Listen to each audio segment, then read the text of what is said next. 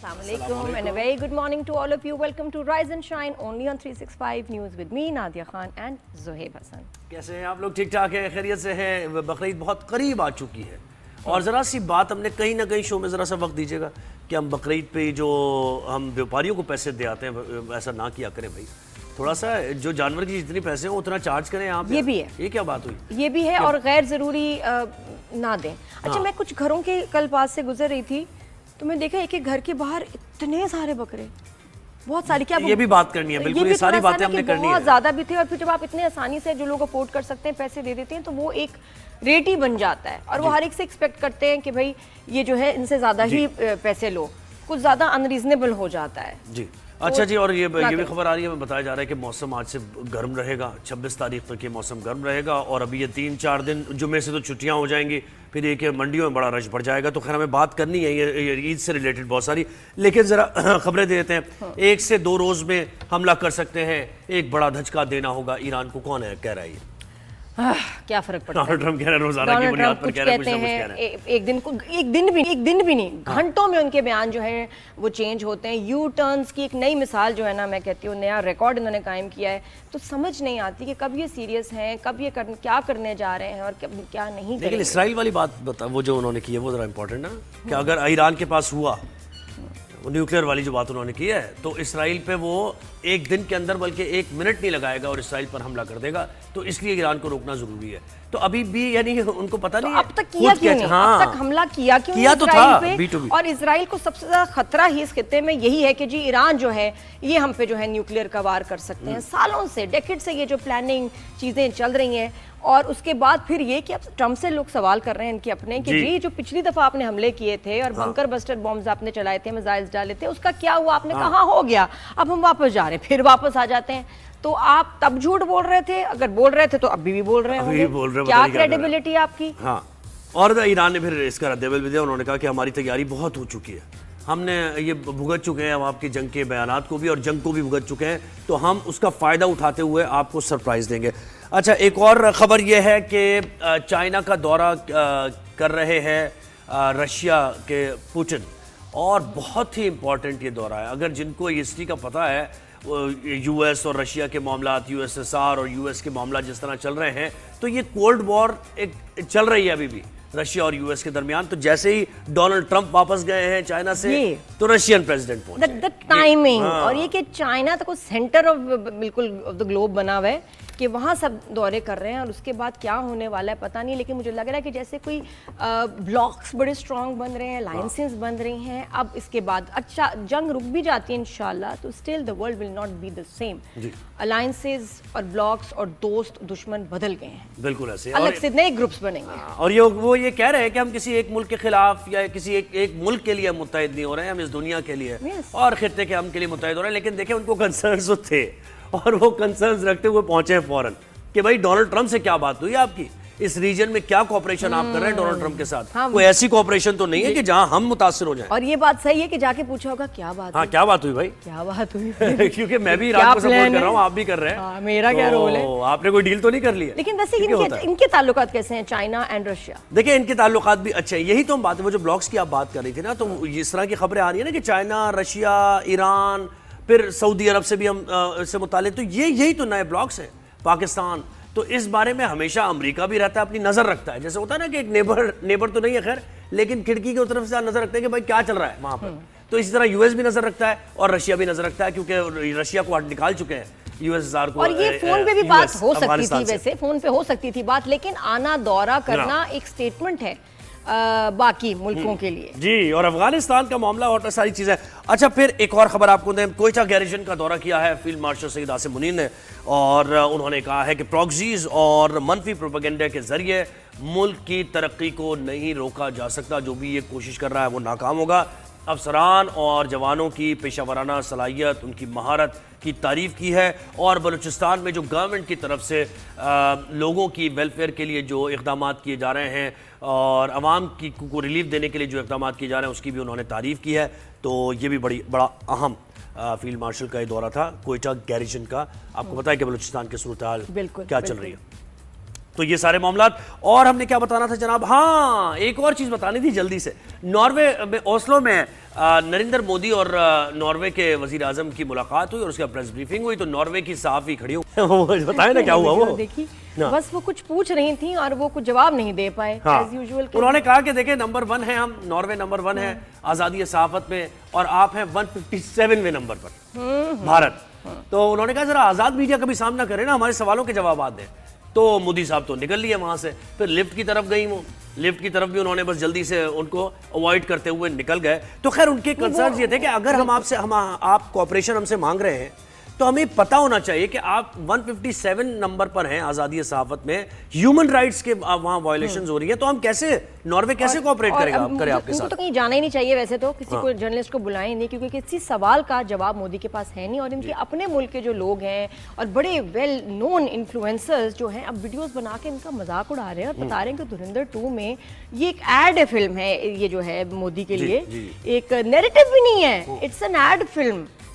तो वो इतना मजाक उड़ाया जा रहा है और उसमें जो फैक्ट छुपाए गए और जो झूठ दिखाया गया, वो उनके अपने लोग भारत के जो हैं उसको जो है उसकी ऑटोप्सी करके जो है ना पेश कर रहे हैं कि जी ये देखो कि कितना कितना झूठ है ये। उस बारे में भी आपको डिटेल्स देंगे। हाँ, इस पे तो स्पेशल एक सेगमेंट हम इस वीक करेंगे, आपको दिखाएंगे। तो आसिफ भट्टी साहब ने ज्वाइन किया है यूएस से, तज्जियाकार हैं, बड़ा तजुर्बा है। आसिफ भाई अस्सलाम वालेकुम, गुड मॉर्निंग, कैसे हैं आप? Good morning. गुड मॉर्निंग, आप दोनों को बहुत ज़्यादा सुबह बखैर और आपके नाज़रीन को भी अस्सलाम वालेकुम और सुबह बखैर। वालेकुम अस्सलाम। Thank you. आसिफ जरा थोड़ा बताइएगा, मेरे ख्याल सेनेट से अगर शुरू करें कि सेनेट ने जो है वोट ज़्यादा ले लिए, 3 वोट ज़्यादा है कि जी ये जो ब्लॉकेड है इसको यूएस जो है फौरन ख़त्म करे। इसके लिए वेट करवाना ज़रूरी था पार्लियामेंट से, और ये जो जंग स्टार्ट की 28 फरवरी को प्रेसिडेंट ट्रंप ने और रशिया के साथ, इजराइल के साथ मिलकर ईरान पर हमला किया, तो इसके लिए कॉन्स्टिट्यूशनली इसको कवर नहीं मिला था। और आपको पता है कि 60 डेज के अंदर अगर ये जंग आपने मुसल्लत की है, किसी दूसरे मुल्क के ऊपर हमला किया है, तो इसको पार्लियामेंट में लाना जरूरी है 60 डेज के उस स्पैन के दौरान कि वो अपनी जस्टिफिकेशन पार्लियामेंट के अंदर दे कि वो उसने जंग क्यों शुरू की, उससे क्या हासिल हुआ है और उसको कंटिन्यू करना क्यों जरूरी है, और उसके लिए कितने अखराजात हुए हैं और उन अखराजात का मसरफ क्या है और मज़ीद कितने आपको पैसे चाहिए और उसकी क्या जस्टिफिकेशन है। ये पूरा इसका एक दायरा कार मैं आपको बता रहा हूँ। उसके साथ साथ जो आपने कहा कि इसको फौरी तौर पर ख़त्म करने का जो सेनेट ने मुतालबा किया है, इसमें अब सेनेट में हालांकि पोजीशन जो है 1 वोट से ज्यादा है ट्रंप की पार्टी की। अब आपको नजर आ गया होगा कि जो हम लोग मुख्तलिफ टाइम में आप ही के प्रोग्राम में 365 पे और बाकी चैनल्स पे मैंने ये बात कही थी कि सदर ट्रंप को शदीद किस्म की बहरानी कैफियत का सामना है, 3 किस्म की। एक तो उनको इंटरनल प्रेशर्स हैं, अवाम का बहुत सख्त प्रेशर है उनके ऊपर, क्योंकि महंगाई यहाँ पे, तेल हालांकि दुनिया से कहीं नहीं खरीदता अमेरिका, लेकिन यहाँ की जो अपनी मईशत का जो बहरान है वो तेल की सप्लाई के साथ जो है वो मुंसलिक हो गया है। और उसके बाद यहाँ पे प्राइसेस जो हैं उसमें ना सिर्फ गैस की प्राइसेस, जिनको तेल अब हम पेट्रोल कहते हैं, उनकी कीमतों में $1 से $2, कहीं पे $2.5 से $3 भी इजाफा हुआ है। और साथ ही में जो आम अखराजात हैं लोगों के वो बढ़ गए हैं, क्योंकि आम इस्तेमाल की चीजें हो गई हैं। जी।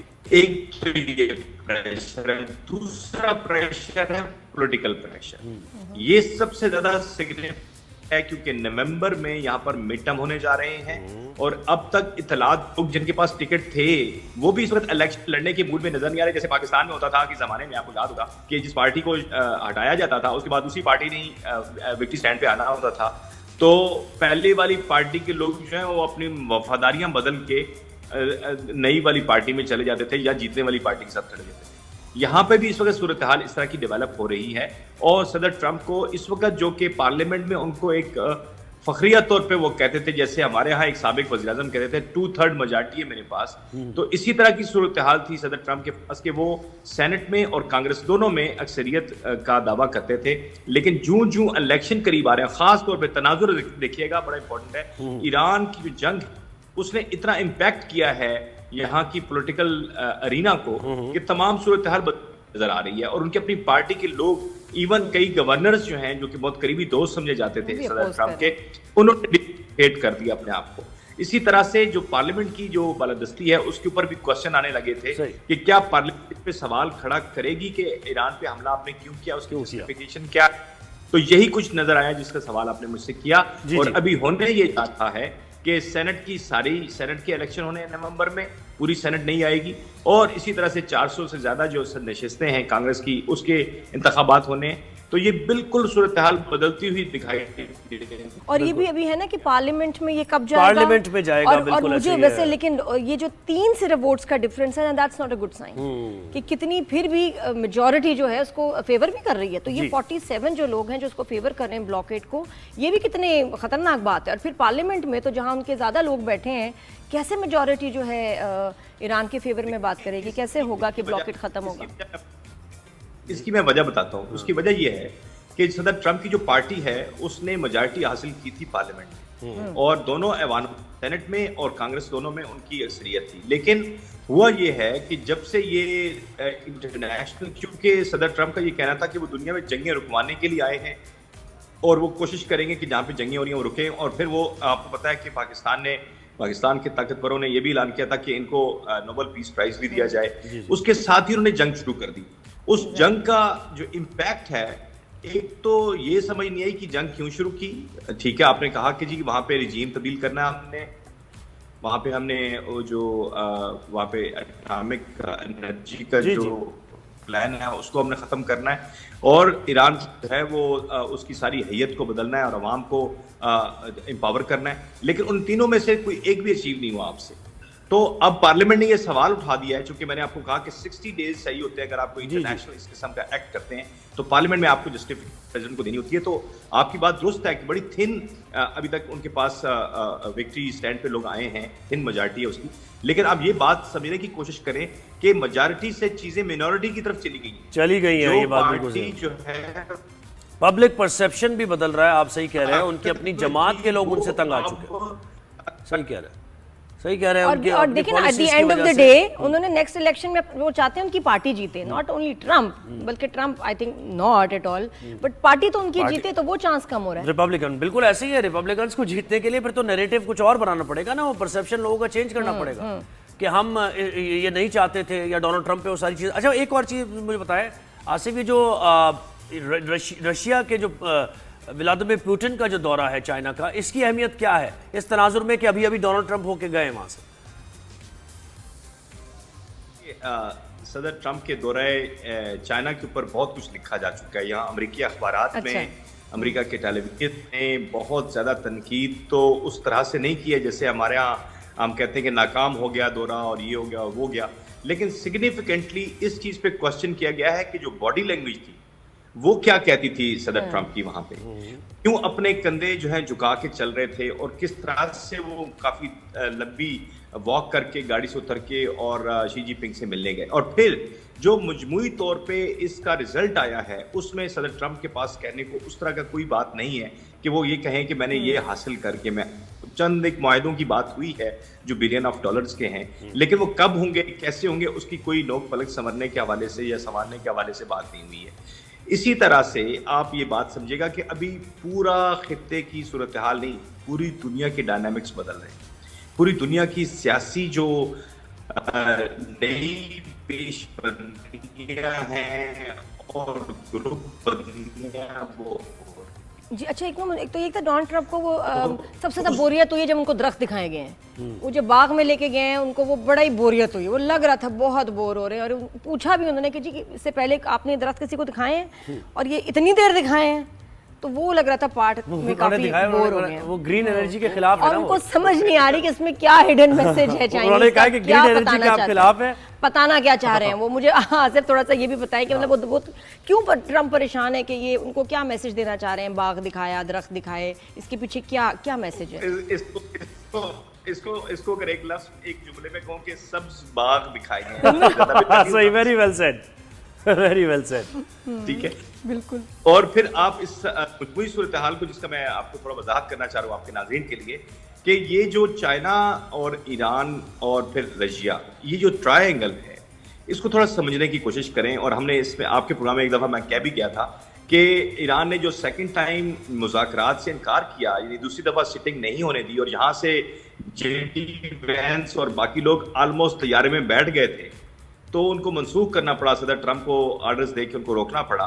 तो उसकी सिग्निफिकेंट रीजन दो ही ममालिक थे, जो मैं बड़े वाज़ेह तौर पे कहूंगा कि एक उनका दोस्त चाइना और दूसरा रशिया, और जाहिर सी बात उनकी बहुत बड़ी सपोर्ट ईरान को रही है।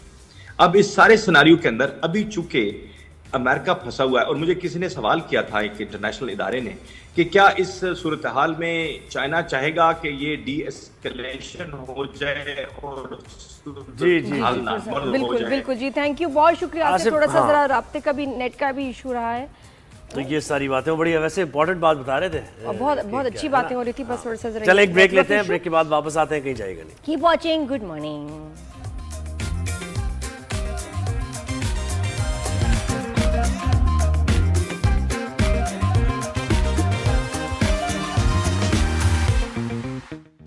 जी welcome back after the break. और अब हम बहुत ज़रूरी बात करेंगे, और आए दिन क्राइम अगेंस्ट वुमेन जो है पाकिस्तान में बढ़ते जा रहे हैं, और बहुत दुख होता है। आप कितना भी अपना इमेज बना लें, कितनी भी तरक्की कर लें, अगर किसी मुल्क की बच्चियां, औरतें सेफ नहीं हैं तो फिर क्या इमेज बनना है आपको? क्या क्या रह गया? एक तरफ हम इतनी पावर्ड औरतों की कहानियां सुना रहे हैं अपने ड्रामों में, और ऊपर से ऐसे क्राइम।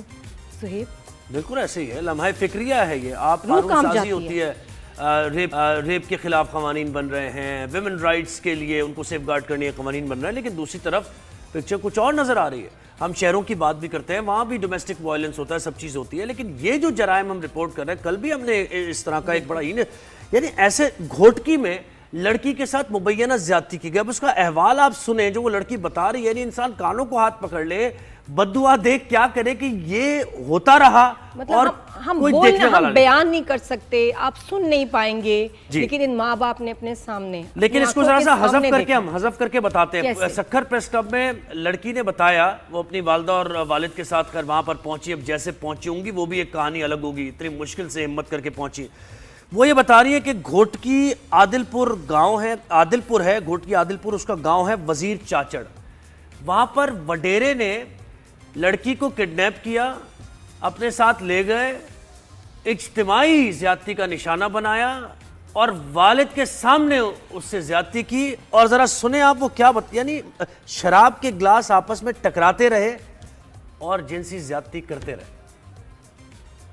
अब आप मुझे बताएं कि अल्फाज हैं आपके पास कुछ बोलने? कुछ भी नहीं, कुछ भी नहीं। उसके इस बाद दौर में देखिए किसी कौम पे अजाब ना आए तो ये हैरानी की बात है, क्योंकि जहां आप मुजरिमों का एहतसाब नहीं करेंगे, सजाएं नहीं होंगी, तो ये होता रहेगा। अच्छा, ये एक मुंह बोलती तस्वीर है कि जी हमारे माशरे की, कि क्राइम तो नज़र आ रहा है सबको, सजाएं नज़र नहीं आ रही।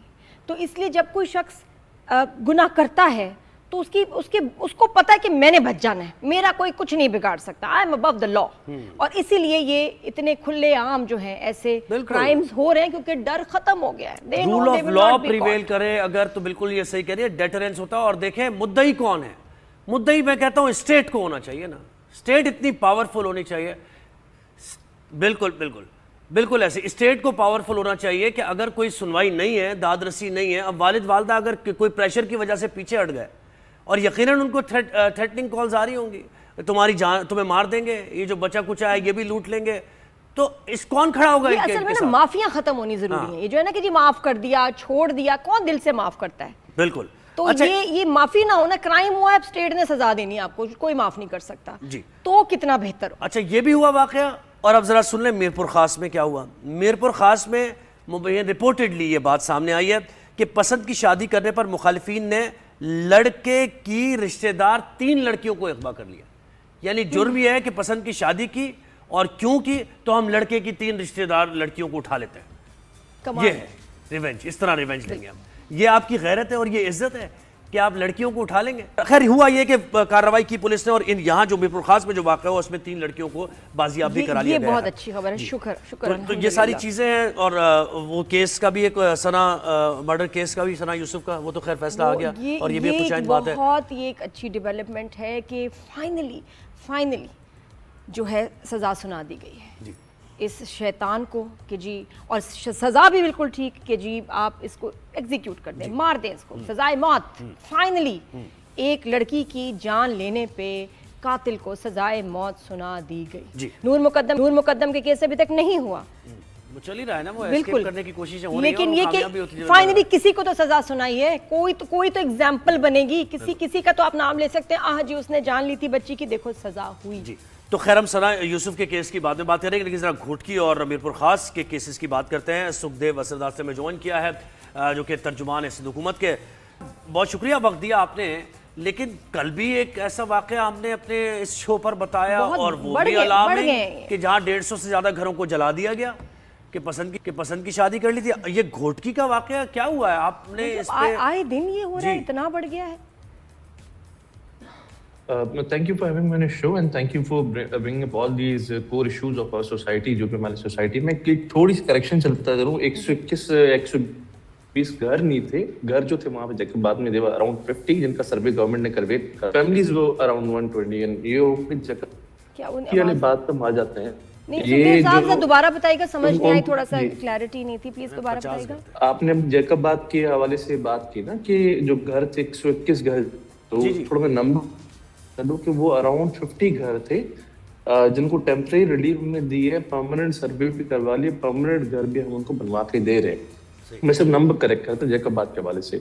अभी आज की बात, it's my home town also Ghotki, और मैं भी वहीं पे बैठा हूँ घोटकी में। और ये वाकया जैसे ही आया तो मैंने उसी वक्त SSP से हमने रब्ता किया था, मैं खुद इस केस में ऑन बोर्ड था। ये गालबन वाकया कहते हैं कि 14 मई का है। एक अंडर एज लड़की है 15 साल की, चाचड़ कम्युनिटी से, उसने क्लेम किया है कि ब्रॉड डे लाइट में ओपन स्पेस में उसके वालिदैन के सामने 4 लोगों में, जिसमें एक 18 ग्रेड का ऑफिसर भी था जो एक बड़ी पोजीशन पे है, उसने उसको गैंग रेप किया। और वो फिर जब लोकल पुलिस स्टेशन में गई तो पुलिस स्टेशन में उसकी FIR नहीं ली गई, तो फिर वो अगले डिस्ट्रिक्ट में जो बराबर का डिस्ट्रिक्ट घोटकी सक्कर, वहां पे जाकर उसने प्रेस कॉन्फ्रेंस की। जैसे ही प्रेस कॉन्फ्रेंस उस लड़की ने की और वो घर पहुंची रात को 11 बजे, परसों रात को, SSP Ghotki along with our teams उस लड़की के पास गए। उन्होंने कहा आए हम आपकी FIR काटते हैं, आ जाए FIR के लिए, क्योंकि गैंग रेप का इशू है आप जो क्लेम कर रहे हैं, तो उसमें मेडिको लीगल होता है। तो लड़की ने कहा जी मैंने तो अपने कपड़े जो थे वो जला दिए, और मेडिको लीगल अभी हम नहीं करवाएंगे, तो हम कल करवाएंगे। मतलब जो कल गुजर गया, अभी कल सुबह लड़की आई, उन्होंने अपना स्टेटमेंट जमा करवाया, मेडिको लीगल अपना करवाया। उनके वालिद साहब की मुद्दत में 376 PPC के तहत FIR कटी। 376 PPC में 2 ही सजाएं होती, तीसरी नहीं है, तो सजाए मौत या फांसी की सजा। अब इन्वेस्टिगेशन चल रही है, इनिशियल इन्वेस्टिगेशन में कुछ और भी चीजें आ रही है कि कोई 64 एकड़ लैंड का टुकड़ा था, उस पर भी कोई डिस्प्यूट था, कोई दरख्त थे उस। सर मुझे एक बात आप बताएंगे, ये जो थाने जहां गई थी वहां FIR क्यों नहीं हुई, इस बारे में इन्वेस्टिगेट किया? और प्रेस क्लब जाने के बाद SSP साहब तो एक्टिव काफी हुए। दो इन्वेस्टिगेशन ऑफिसर्स जो हैं सक्कर से, लोकल नहीं बाहर से 2 इन्वेस्टिगेशन ऑफिसर, SSP खैरपुर और ASP सक्कर, इन दोनों को इन्वेस्टिगेशन ऑफिसर रखा है इस चीज के लिए कि जो क्लेम करेंगे कि जो इमीडिएट थाना इनको लगता है आदलपुर, वहां पे गई और वहां पे इनकी FIR रिफ्यूज हुई है। If it's true then you will see the state action. मैं यहाँ पे एक चीज वादे करता चलूं, हम लास्ट टाइम बैठे थे यहाँ पे ऑनर किलिंग के केस में बैठे थे और हम बात कर रहे थे कि जी जो रेशो है वो कन्विक्शन रेट 0.5% अदालतों में से। सिंध में जो ऐसे गैंग रेप केसेस आते हैं या रेप केसेस आते हैं, सिंध गवर्नमेंट इस पे काफी अच्छे से काम कर रही है। अभी हमने इसका रेशो भी बढ़ा दिया है, 22% रेट है रेशो, जो इस्लामाबाद में 7% है, बलूचिस्तान में 12% है। तो इस तरह के जो केसेस आते हैं सिंध गवर्नमेंट को बड़ा सीरियसली लेती है। जैसे ही हमारे नोटिस में आया हमने कटवाई, अभी FIR कट चुकी है, लड़की के वालिद पे जो है वो इन्वेस्टिगेशन चल रही है। आज की बात की, जैसे ही हमारे सामने आया 3 लड़कियों को बाजियाब करवा, बट अगेन ये पूरा 2 महीने ऐसे गुजरे हैं जैसे डेली आप कह रहे हैं औरतों के खिलाफ, मैं कह रहा हूँ आज क्या विदिन 50% वुमेन। जी जी, और सुखदेव ये अब सजाएं आनी ना बहुत जरूरी है कि स्विफ्ट जो है जजमेंट्स आए, स्विफ्ट सजाएं हो, सिवियर सजाएं हो, क्योंकि यह सजाएं होते हुए हम नहीं देख रहे कि ये जल्दी जल्दी फैसले सुनाए जाए। एक एग्जाम्पल सेट करें कि कोई खौफ तो लोगों के दिल में पैदा हो। अफसर कर रहे हैं काम। मैं इन सजा वाली बात पे कि आपको मदद चाहूंगा, आपको करूंगा, आपकी ऑडियंस सुन रही है कि आप जब कह रहे हैं इश्यूज के बारे में बात करें तो जुडिशरी के बारे में बात करें। हम तो केस बना के दे देते हैं, सजाएं जुडिशरी नहीं देने वाली होती है। हमने ट्रेनिंग करवा के सिंध में कन्विक्शन रेट तो बढ़वा दिया, रेप केसेस में करवा दिया जो पहले 5%, इस वक्त पूरे कन्विक्शन रेट बहुत आम तो वहाँ पे 7 कन्विक्शन रेट है, बलूचिस्तान में 12, पंजाब में भी तकरीबन 12 या 9%, सिंध में हमने 22% करवाए ट्रेनिंग्स करवा के जजेस की। सर लेकिन अशोक साहब एक चीज में आपको एक चीज में जो ये नौयत है ना क्राइम की, सर वो ये बता रही है कि इससे पहले इनको पकड़ा नहीं गया लोगों को और ये दनदनाते फिर रहे। देखिए ना, जो यानी आप उसको रीएनैक्टमेंट भी अगर इसकी हो अपने जहन में, अगर आप सोचें कि मुमकिन तौर पे क्या हुआ होगा, आप देखिए इतना रिसोर्सफुल वो आदमी है कि वो एक लड़की को लेके आता है, वालिद को भी बिठाता है कि देखो ये तुम्हारी लड़की के साथ मैं कर रहा हूँ, वीडियो बनाता है, 4 लोग कर रहे हैं, शराब के नशे में पी धोते रहे हैं। हैं। सर ये ऐसी तो नहीं आ जाती ना ये बॉडी लैंग्वेज, प्राइमा फेशी दो स्टोरी है, और इसमें कोई एविडेंस का डाउट बहुत बर्बरियत है। और दूसरा ये ना सुखदेव कि ये इस नहीं पे कि सारे कल को evidences माफ कर collect किए दें, जा रहे हैं। उनको प्रेशर लड़की वालों पे डाल के माफी नहीं होनी चाहिए। नहीं, माफी। इसमें हमने एफआईआर में 376 और 311 डाला है। 311 इसीलिए डाला है कि जो है माफी अगर वो करते भी हैं उसके बाद भी कोर्ट सजा दे सकती है। सही है। उसके बाद क्या हो सकता है? कोर्ट सजा माफी हो भी जाए तो उसके क्राइम बाद भी अगेंस्ट हो स्टेट सकती नहीं, होनी चाहिए, कंपाउंडेबल नहीं होगा। देखिए सुखदेव हमारी तो उम्मीदें सजा होगी सिंध गवर्नमेंट के इंशाल्लाह। साथ ही है ना। मैंने जैसे अर्ज किया ना, मैंने आपको इसीलिए अर्ज किया ना कि अनटिल अनलेस आप जुडिशियल प्रोसेस के बारे में बात नहीं उठाएंगी। अभी जैसे इस्लामाबाद में फांसी की सजा आई है, हम कर रहे हैं जी, हम कर रहे हैं ना, क्योंकि एक अच्छा फैसला जुडिशरी ने दिया है।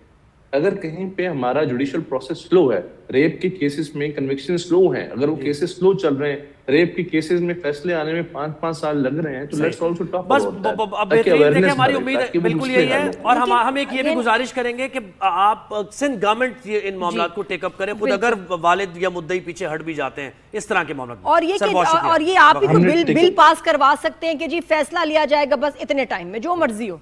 ये तो आपके हाथ में, ये तो आपके इख्तियार में कि प्रेशर जुडिशरी पे डाला जाए।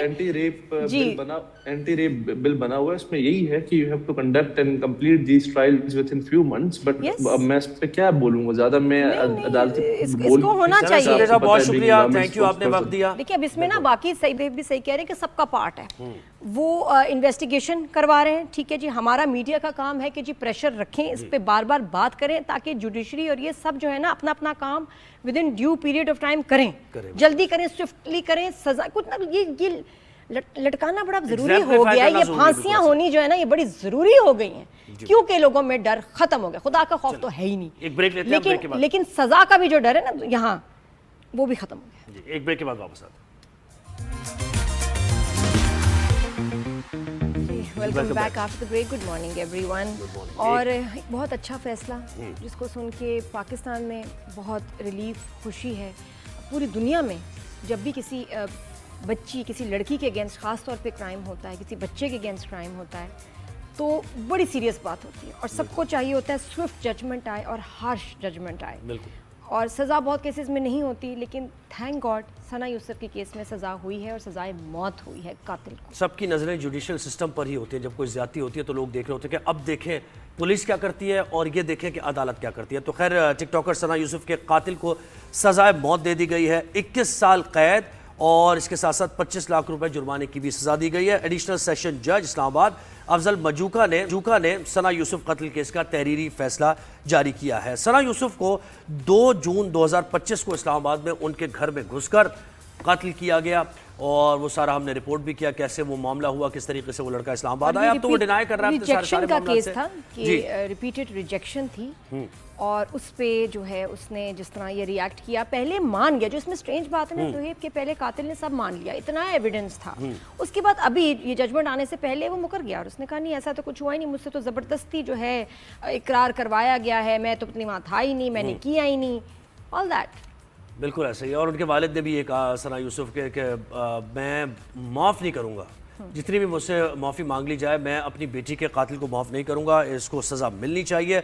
एक दफ़ा पहले आया इस्लामाबाद, फिर दूसरी दफ़ा आया, पूरी CCTV फुटेज मौजूद है, उसकी गाड़ी कहाँ खड़ी हुई है मौजूद है, वो गिफ्ट्स लाया, मोबाइल फ़ोन का डेटा, सारे एविडेंस मौजूद हैं। लेकिन मुजरिम तो ज़ाहिर डिनाई ही करता है। लेकिन ये एक अच्छा फैसला है। अब देखना है कि आगे ये कैसे चलता है जुडिशियल सिस्टम हमारा, हाई कोर्ट और फिर आगे जो मामला चलता है, तो ये रहनी चाहिए सज़ा बरकरार, यही सबकी एक्सपेक्टेशन है और यही सब मुतालबा भी कर रहे हैं। अच्छा, इस केस से मुतालिक ज़रा मज़ीद भी बात करते हैं। हमें ज्वाइन किया महविश खमास ने, 365 न्यूज़ की रिपोर्टर हैं। मैं आप सुन पा रही है तो बताइए कि इस केस का थोड़ा सा नटशेल में बताएं क्या था ये, और जो प्रोसीडिंग्स हुई वो कैसे हुई। देखिए, जिस तरह आपने बताया कि 2 जून को ये वाकया पेश आया और यकीनन बहुत ही अफसोसनाक था। आपको मैं ये भी बताती चलूँ कि सना यूसुफ से मेरी 2 दफ़ा मुलाकात हुई थी। वो बहुत ही खुश अखलाक लड़की थी, हंसमुख थी। तो उनके साथ मुलाकात इस तरह था, जब भी हुई तो आप फ्रेश फील करते थे। वो इस तरह लड़की थी, एक छोटी सी कम उम्र मासूम सी लड़की थी, और उसके साथ ये वाकया पेश आना यकीनन काफ़ी शॉकिंग था। तो 2 जून के बाद जब ये वाकया हुआ और पुलिस को जब रिपोर्ट हुआ, तो पुलिस को सबसे पहले क्रेडिबिलिटी उनकी देखी जाए कि शाबाशी देनी चाहिए कि सिर्फ 20 घंटों के अंदर उन्होंने उस मुजरिम को जो उमर हयात है उसको हिरासत में लिया, उसको अरेस्ट किया। फिर उसके बाद जो गाड़ी थी, जो पिस्टल थी, वो बरामद की गई। और जो खासकर जो पता लगा कि क्या इसने किया है या नहीं, क्योंकि वो तो मुकर गया था, तो उसके जो फिंगरप्रिंट्स थे, वो जो सना यूसुफ के कमरे में जो शीशा पड़ा था वहाँ पर फिंगरप्रिंट्स उनको मिले। और उसके बाद ये तफ्तीश जो है वो शुरू हुई और इस पर कार्रवाई जो है वो तेज़ी से शुरू हुई। और तकरीबन देखा जाए तो 1 साल लगा ये फैसला आने में। कल मैंने उनकी वालिदा से पूछा भी कि आखिर 1 साल लगा, आप लोगों को 1 साल इंतज़ार करना पड़ा इस इंसाफ के लिए, तो क्या आप मुतमईन हैं? तो उन्होंने कहा हाँ बिल्कुल मुतमईन है, क्योंकि 31 गवाहान थे और उनके जो स्टेटमेंट्स है उसमें लेने में टाइम लगा। बाकी जज साहब को या बाकी लोगों को भी, क्योंकि उनके मज़ीद कोई और काम्स होते हैं, तो उन्होंने यही कहा कि हम मुतमईन हैं इस फैसले से और खुश भी है कि हमें हमारी बेटी को जो है वो इंसाफ मिल गया। तो जो प्रोसीजिंग की अगर मैं बात करूँ कि जो हम देखते थे कि पहले तो वो आता था, खामोश होता था, इस तरह कुछ नहीं करता था, लेकिन आहिस्ता आहिस्ता क्योंकि वकील उनके भी थे, वो अपने बयानात बदलते रहे। लेकिन मैं हैरान हूँ सना यूसुफ के वालिदैन के ऊपर कि वो बिल्कुल रिलैक्स बैठे होते थे और वो एक ही बात करते थे कि हमें जज साहब पे यकीन है, उम्मीद है कि वो हमारी बेटी के हक में जो है वो फैसला देंगे। जी अच्छा, मैं भी ये बताइएगा तो कि ये आपको आवाज़ आ रही है? जी ज़रा थोड़ा ये भी बताइएगा कि सब तो यही चाहते हैं कि बहुत अच्छा जजमेंट आई है, फ़ौरन फांसी हो ऐसे मुजरिम को, लेकिन लीगली क्या वो अपील में जा सकता है? और ऐसे केसेस में जब अपील में जाते हैं मुजरिम, तो किस तरह की जजमेंट्स आती हैं? क्या केस और सज़ा जो है वो रिवर्स हो सकती है? नॉर्मली क्या होता है? देखिए, उनकी जो वालिदा है सना यूसुफ की, वो बार बार यही कह रही थी कि इस इंसान को फांसी होनी चाहिए, सरेआम फांसी होनी चाहिए, ताकि हर कोई देखे। और कोई अगर ये माइंडसेट का है कि वो किसी लड़की के साथ ये कर सकता है, तो उसके दिल में, उसके दिमाग में भी इस बात का खौफ होगा कि अगर ये उमर हयात का ये हाल हुआ है तो मेरे साथ भी हो सकता है। तो उन्होंने बार बार ये कहा कि इसको सजाए मौत आप दे रहे, इसको फांसी दे रहे, लेकिन पब्लिकली देनी चाहिए ताकि कोई दोबारा ऐसे काम ना करे। अब जिस तरह आपने कहा कि क्या वो इसके बाद कोई अगला स्टेप कर सकता है, यकीनन वो कर सकता है। उसके पास हाई कोर्ट, सुप्रीम कोर्ट का रास्ता मौजूद है। लेकिन वहाँ पर जो वकील है, जो वकला है, उनसे मैंने पूछा तो उन्होंने यही कहा कि अगर ये हाई कोर्ट में जाए, सुप्रीम कोर्ट में जाए, किसी अदालत में भी जाए, तो इनकी जो ये सज़ा है ये रिवर्स नहीं हो सकती। और जिस तरह हायर कोर्ट्स की अगर बात करें तो वहाँ पर जो जजेस मौजूद हैं वो इससे भी ज़्यादा सख्त है। जो जज अफजल मंजोका है वो शायद मज़ीद इसमें दफ़ात शामिल कर ले, मज़ीद उसकी सज़ा में जो है वो सख्ती कर ले। तो अगर ये उमर हयात इनके वकील जाते हैं तो इनको मज़ीद मुश्किलात का सामना करना पड़ सकता है। लेकिन उनके जो वकील है उमर हयात, उन्होंने कहा कि हम पूरी कोशिश करेंगे कि इनकी सज़ा जो है वो कम करें, क्योंकि सज़ाए मौत है। सारे एविडेंस हालांकि मौजूद है। मुझे बताएं उमर हयात के जो फैमिली है उसके वेयर अबाउट्स क्या है, उनके वालिद का क्या कहना है? शुरू में उनके वालिद जो है वो आते थे, लेकिन फिर हमने देखा कि उनके वालिद ने आना बंद कर दिया। कल हमने देखा कि उनकी फैमिली से कोई एक लड़का आया था जो कि कब कह रहे थे कि मैं भाई हूँ, कभी वो कह रहे थे कि मैं इसके कज़न हूँ। तो उनका तो यही रिएक्शन था कि इसने शुरू में, क्योंकि उनके वालिद ने ही कह दिया था कि मेरे बेटे ने जो काम किया है ये यकीनन गलत है, ऐसे नहीं करना चाहिए था। लेकिन कल जिस तरह उनको सज़ा हुई तो उनके जो भाई थे वो बिल्कुल खामोश खड़े थे, वो कुछ नहीं कह रहे थे। और वो खामोशी से, क्योंकि पुलिस जब उनके उमर हयात को ले जा रही थी तो वो उनके पीछे ही चले गए, उनका कोई रिएक्शन नहीं था। लेकिन उनके जो वकील है उनसे बात हुई तो उनका ये कहना था कि इनकी फैमिली का ये कहना है कि आप हर मुमकिन कोशिश करें, इनकी जो सज़ा है वो कम करें। तो जिस तरह की 302 दफ़ा शामिल है, बाकी जो सज़ाएं शामिल हैं, तो उसको देखते हुए तो ऐसा लग रहा है कि इनकी सज़ा जो है वो कम नहीं हो सकती। लेकिन उनके वकील या उनकी फैमिली इस उम्मीद में है कि किसी न किसी तरीके से हाई कोर्ट से या सुप्रीम कोर्ट से जो है वो थोड़ी सी रिलीफ उनको जो है वो मिल सके।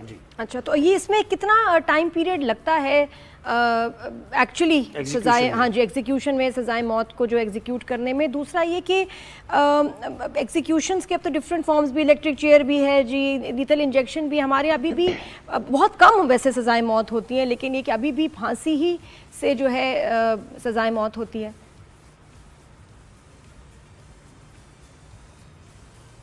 देखिए, जिस तरह मैं खुद भी, क्योंकि जिस तरह हम देख रहे हैं कि इंटरनेशनल हम पे काफ़ी दबाव है कि हम फांसी जो है वो ना दें, तो मुझे भी थोड़ा मेरे लिए शॉकिंग था कि ये बात जो है वो यहाँ तक जा सकती है। तो वहाँ पर जो एक्सपर्ट्स है, लॉयर्स है, उन्होंने यही कहा कि ये केस ही इस तरह है कि एक छोटी कम सिन या मासूम सी लड़की थी और उसके साथ ये वाक़या पेश आना, अगर इसको ये सज़ा ना दी जाती है, थोड़ी सी कम सज़ा उम्र हयात को दी जाती, तो बाकी लोग जिनके दिमाग इस तरह के घन से भरे हुए, तो उनके लिए रास्ता खुल जाएगा। नहीं, तो कातिल ने थोड़ी सी नरमी दिखाई कातिल ने कि मैं थोड़ी जान छोड़ दूं बच्ची में, उसने तो कोई कसर नहीं छोड़ी। इसके लिए क्यों रियायत हो? बिल्कुल नहीं छोड़ी। तो बिल्कुल, तो इसलिए जज अफजल मजोका ने भी ये कहा। अच्छा, मैं आपको ये भी बताऊं कि इसी दौरान जब वो अपना फैसला जो है वो आखिरी लिख रहे थे, तो उसी दौरान उनके जो वकील है, जो उमर हयात के, उन्होंने कहा कि आप जो है प्रेशर में आ रहे हैं, जो वुमेन ग्रुप है या जो ये ह्यूमन राइट्स है, आप उनके प्रेशर में आप आकर ये फैसला हमारे साथ महविश रही है सना यूसुफ के वालिद साहब ने हमें ज्वाइन करिए, आप हमारे साथ ही रहिए। जनाब, हमने तो आपकी बेटी का कत्ल हुआ और हम बिल्कुल आपके दुख में, गम में बराबर के शरीक हैं, लेकिन ये फैसला कहीं ना कहीं आपने अल्लाह का शुक्र तो अदा किया होगा इस तरह के एटलीस्ट सजा मिल रही है कातिल को। बिल्कुल। वालेकुम सलाम, बहुत शुक्रिया जी। बिल्कुल, अल्लाह ताला का हमने उस वक्त से भी शुक्र अदा कर रहे हैं जब से हमारे जो है ये केस चल रहा था, और अभी भी शुक्र अदा कर रहे हैं। केस के फैसला आने के बाद भी अल्लाह ताला का शुक्र है, उन्हीं की करम नवाजी है हमारे ऊपर। तो ये केस जो है हमने जीत लिया, बल्कि मुआशरे के लिए केस था, हमने लड़ रहे थे मुआशरे के लिए। हमारे तो बच्ची तो वापस नहीं आना था, हमें पता है, लेकिन ये केस एक ऐसा मिसाली केस है कि मुआशरे में जो है जो क्रिमिनल लोग हैं, ये इसमें कोई क्राइम में कमी आ जाए जी, तो लोग इससे सबक सीखे। जी भाई, आपके लिए एक साल बहुत ही तकलीफदेह गुजरा होगा और बहुत हमें खुशी है कि आपको इंसाफ मिला है। ऐसे लाखों लोग हैं जिनके साथ बहुत जुल्म हुआ है और उनको इंसाफ नहीं मिलता, और अल्हम्दुलिल्लाह ये कातिल जो है ये पहुंचा है अपने अंजाम ये को। सब कुछ मैं इसे की क्रेडिट मीडिया को जाती है, मेरे लायर टीम है उनको जाती है। मीडिया हमारे साथ खड़ी रही, मीडिया की आवाज़ थी। ये तमाम जितने भी प्रिंट मीडिया, इलेक्ट्रॉनिक मीडिया और सोशल मीडिया, सारे इन्होंने हमारे साथ आवाज़ शरीक की और हमारे साथ खड़े रहे। मैं आप सबका, तमाम मीडिया का मैं शुक्रगुजार हूँ कि आपकी वजह से ये केस जो है जीते हैं, वरना आए रोज़ कत्ल होते जा रहे हैं और कोई इनका पता नहीं चलता। 10-10 साल, 20-20 साल लग जाते हैं। ये सिर्फ मीडिया की जो प्रेशर की वजह से, इंटरनेशनल मीडिया, नेशनल मीडिया की प्रेशर की वजह से ये केस अपने मुंतकी अंजाम को पहुंचा। जी, और देखिए ये भी है ना कि लोगों का एतबार भी बढ़ेगा इससे, जुडिशल सिस्टम पर जो कि ख़त्म हो गया है, प्रोसिक्यूशन पर जो कि एतबार ख़त्म हो गया। जिस तरह प्रोसिक्यूशन ने एविडेंस कलेक्ट किया और 20 घंटे में गिरफ्तारी भी हुई इसकी। जी, आपको आवाज़ आप कुछ फरमा रहे जी जी जी जी, आवाज़ आ रही है, आपकी आवाज़ आ रही है। मैं यही कह रहा था कि देखें, इससे आप सही कह रहे हैं ना कि आपकी वो तो इर्रिपेयरेबल लॉस है आपको, और यादों में आपकी वो जिंदा रहेगी बच्ची, लेकिन हम इसलिए खुशी के अल्फाज या फिर अल्लाह का शुक्र अदा करने के अल्फाज अदा कर रहे हैं कि मुआशरे का एतबार जुडिशल सिस्टम पे बढ़ेगा, प्रोसिक्यूशन पे बढ़ेगा कि कोई है जो हमारी सिक्योरिटी के लिए मौजूद है। जी बिल्कुल बिल्कुल बिल्कुल, इसमें कोई शक नहीं। स्टेट ने बहुत बड़ा किरदार अदा किया अपना। प्रोसिक्यूशन का जो किरदार था, इसने टोटल 11 महीने के अंदर मिसाली रहा है और बहुत अच्छा किरदार रहा। राजा नवीस हुसैन साहब हैं और वो प्रोसिक्यूटर थे सरकार के, और बहुत अच्छा केस लड़ा। और मेरे अपने जो हैं टीम है, वकील जो अपना सरदार कदीर साहब है मेरे लायक, और उनकी टीम है, इन्होंने बड़ा जानफिशानी से इसको अंजाम तक पहुंचाया और कभी एक दिन भी गैरहाजिर नहीं हुए अदालत में, और बड़ा अच्छा केस लड़ा। जी भाई, आप ये बताएं कि ये उमर हयात की फैमिली ने भी आपसे कोई राब्ता करने की कोशिश की कि जी माफ कर दें या कुछ रियायत करवा दें कुछ? हाँ जी, कोई किसी ने राब्ता किया, क्या कहा आपसे? नहीं जी, कोई किसी ने मुझसे राबिता नहीं किया टिल नाउ, अभी तक कोई किसी ने भी राबिता नहीं किया मुझसे। जी। ये देखिए- और किसी भी स्टेज पे, क्योंकि सब लोग आपको सुन रहे हैं, हजारों लोग, लाखों लोग आपको सुन रहे हैं, किसी भी स्टेज पे कोई खून बहा, माफ कर देना, इमोशनल ब्लैकमेलिंग में आके अक्सर केसेस में हमने देखा है सर, तो ऐसा नहीं होने नहीं वाला। जी, ये इंशाल्लाह और अल्लाह ने चाहा तो ये मुआफी वाली केस नहीं है।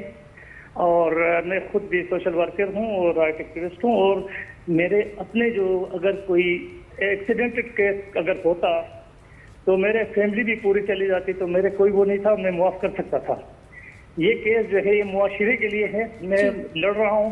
ये मुआशरे में जितने क्रिमिनल हो या नासूर लोग हैं, तो इनका जो है खात्मा करने के लिए हमारी जो है जिद्दोजहद है, तो ताकि क्रिमिनल जो है ना क्राइम कम हो मुआशरे में। तो इस तरह की जी, लोग तो अगर भाई जिंदा अब अभी रहेंगे, आप बताएं कि तो ये क्या आप मुआशरे के लिए नासूर है। क्या रिक्वेस्ट करना चाहेंगे जुडिशरी को भी, और मीडिया से आप अभी मजीद क्या हेल्प चाहेंगे, हम आपके लिए क्या कर सकते हैं, प्लीज प्लीज बताइए। जी, मीडिया से मेरी गुजारिश है, मीडिया से मेरी ये गुजारिश है कि आप लोगों की आवाज़ की वजह से आप लोग हमारे साथ खड़े रहें। आपकी वजह से ये केस, आपकी प्रेशर की वजह से जी तो ये केस जो है इतने कम अरसे में जो है अपने मुंतकी अंजाम को पहुंचा। आप हमारे साथ इसी तरह रहे जैसे पहले थे। आप मीडिया से मेरी यही गुजारिश है, और आपसे और बाकी जुडिशरी जो है, सिस्टम से, जुडिशरी और ये कि जल्दी इस शख्स को जो है फांसी होनी चाहिए। को सरेआम फांसी होनी चाहिए, सरेआम सिर्फ होनी फांसी नहीं है, सरेआम फांसी होनी चाहिए, ताकि पब्लिक देखे, उससे सबक हासिल करे, इबरत मिले क्रिमिनल लोगों को। बेशक। जी, बहुत शुक्रिया जनाब, तो- आपने जी बहुत शुक्रिया, आपने हमें अल्लाह वक्त दिया। आपको सब्र दे और सिर्फ भाई। मैं ये कहता हूँ जी महविश, आपने रिपोर्ट किया, बहुत शुक्रिया। सिर्फ ये कहना चाहूँगा यहाँ पे कि ये जो अदालत का ये जो प्रोफेशन है ना वकालत का, ये इसलिए नहीं है कि आप मुजरिमान को बचाएं, ठीक है, माना ये प्रोफेशन है या आपका ब्रेड एंड बटर है, लेकिन इस तरह के बयानात आप दे रहे हैं कि इस डर से फैसला ना करें कि एनजीओ सड़कों पर आ जाएंगी, और वो ये कह रहे हैं कि ज़ाती रंजिश के बायस मुल्जिम को सजाए मौत देना ज़्यादती होगी। मतलब आप किसी कातिल को डिफेंड कर रहे हैं जिसके एविडेंस तमाम तर मौजूद है, तो आप ये क्या कोशिश कर रहे हैं मुआशरे के लिए? कि देखिए ना, एक अदालत वो ऊपर वाली अदालत भी है, उधर तो वकीलों का भी मुकदमा होना है, हर एक इंसान का सबका मुकदमा होना चल रहा है, मुकदमा। फिर आपसे सवाल जवाब होने हैं, तो उधर तो कोई सिफारिश, कोई बात, कोई एनजीओ कुछ नहीं काम आने। और आप ये नहीं ऐसे नहीं बच सकते कहेंगे कह आप? के कि या अल्लाह ये तो मेरा प्रोफेशन था इसलिए मैं जी बचा जी, रहा था। हर कातिल को हर बचाना प्रोफेशन है। हर जज, हर वकील, हर शख्स का वहाँ मुकदमा चलेगा। जी बिल्कुल ऐसे और ही है। फिर क्या होगा? कातिलों को बचा जाते हैं, ऐसे लोगों को जिन्होंने लोगों को के साथ ज्यादती की होती है, सिर्फ अपनी क्राफ्ट दिखाते हुए बचा के ले जाते हैं, बेल कराते हैं। तो ये जरा देखें, लेकिन ये बिल्कुल बहुत सही बात ऊपर की जो- भाई ने कि ये पब्लिकली अब जो है ना कुछ होनी चाहिए ऐसी फांसियाँ, क्योंकि डर खौफ ख़त्म हो गया। एक ज़माना था कि जब आप किसी शहर में एंटर हो रहे होते थे तो वो बाहर ही अपने मुजरिम लगा देते थे, उनको लटका के छोड़ देते थे कि जाके, ताकि जो शहर में एंटर हो वो उसके अंदर खौफ हो कि अंदर मैं जा रहा हूँ उस शहर में, मैंने कोई जुर्म नहीं करना। और अब आज तक देखें, सऊदीया का खौफ है कि जी चोरी करते हैं तो वहाँ हाथ काट देते हैं सबके सामने, ड्रग्स लेके जाएंगे तो जी आपको फांसी हो जाएगी। एक है ना खौफ, कहीं और का खौफ है? नहीं है। वो खौफ पाकिस्तान में लोगों के दिलों में, जहनों में डालना दोबारा से बड़ा ज़रूरी है कि नहीं जी कुछ हमने जुर्म किया तो ये हाल होगा, और वो तब होगा जब वो देखेंगे कि फांसी कैसे होती हालात तो है, वाक़यात कैसे के जान तकाज़े भी निकलती होते है, हैं। कैसे तकलीफ होती है, और ये तकलीफ वो खुद भी किसी को दे चुके होते हैं लेकिन उसका उनको एहसास नहीं होगा। तो ये पब्लिकली वाकई सजाएं देना वापस जरूरी है। ये ताकि स्टेज मिसाल ऐसी आ बनाएं। गई है, बिल्कुल ऐसी है। ये अब हम वहां खड़े हो गए आके, जी ह्यूमन राइट्स ये वो अपनी एक जगह, बचाएं बच्चियों को अपनी। कैसे बचाएंगे हम? खौफ ही नहीं किसी के दिल में, जान निकालते हुए, रेप करते हुए माँ बाप के सामने, कोई डर नहीं। एक ब्रेक लेते हैं, ब्रेक के बाद वापस आएंगे, कहीं जाइएगा।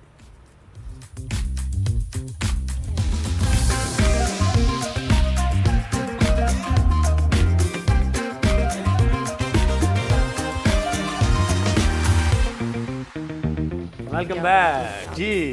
जबरदस्त डैशिंग आ गए वापस, हीरो, मतलब विलन का रोल करते हीरो हैं विलन, लेकिन विलन दिखने में हीरो। तो हीरो ही लगते हैं। बिल्कुल ऐसे ही। आजकल विलन भाई बड़े फिट आ रहे हैं, आपको बहुत पता है, fit आ इतने रहे हैं। डैशिंग, हैंडसम, और क्या कैरेक्टर्स होते हैं उनके लिए लिखे जा रहे हैं। इतने जबरदस्त हमारे विलन्स हो गए हैं। आप बड़ी देखिए मेहनत तो करके आ रहे हैं, वो हीरो हीरो से लगते हैं। ज्यादा फिट है।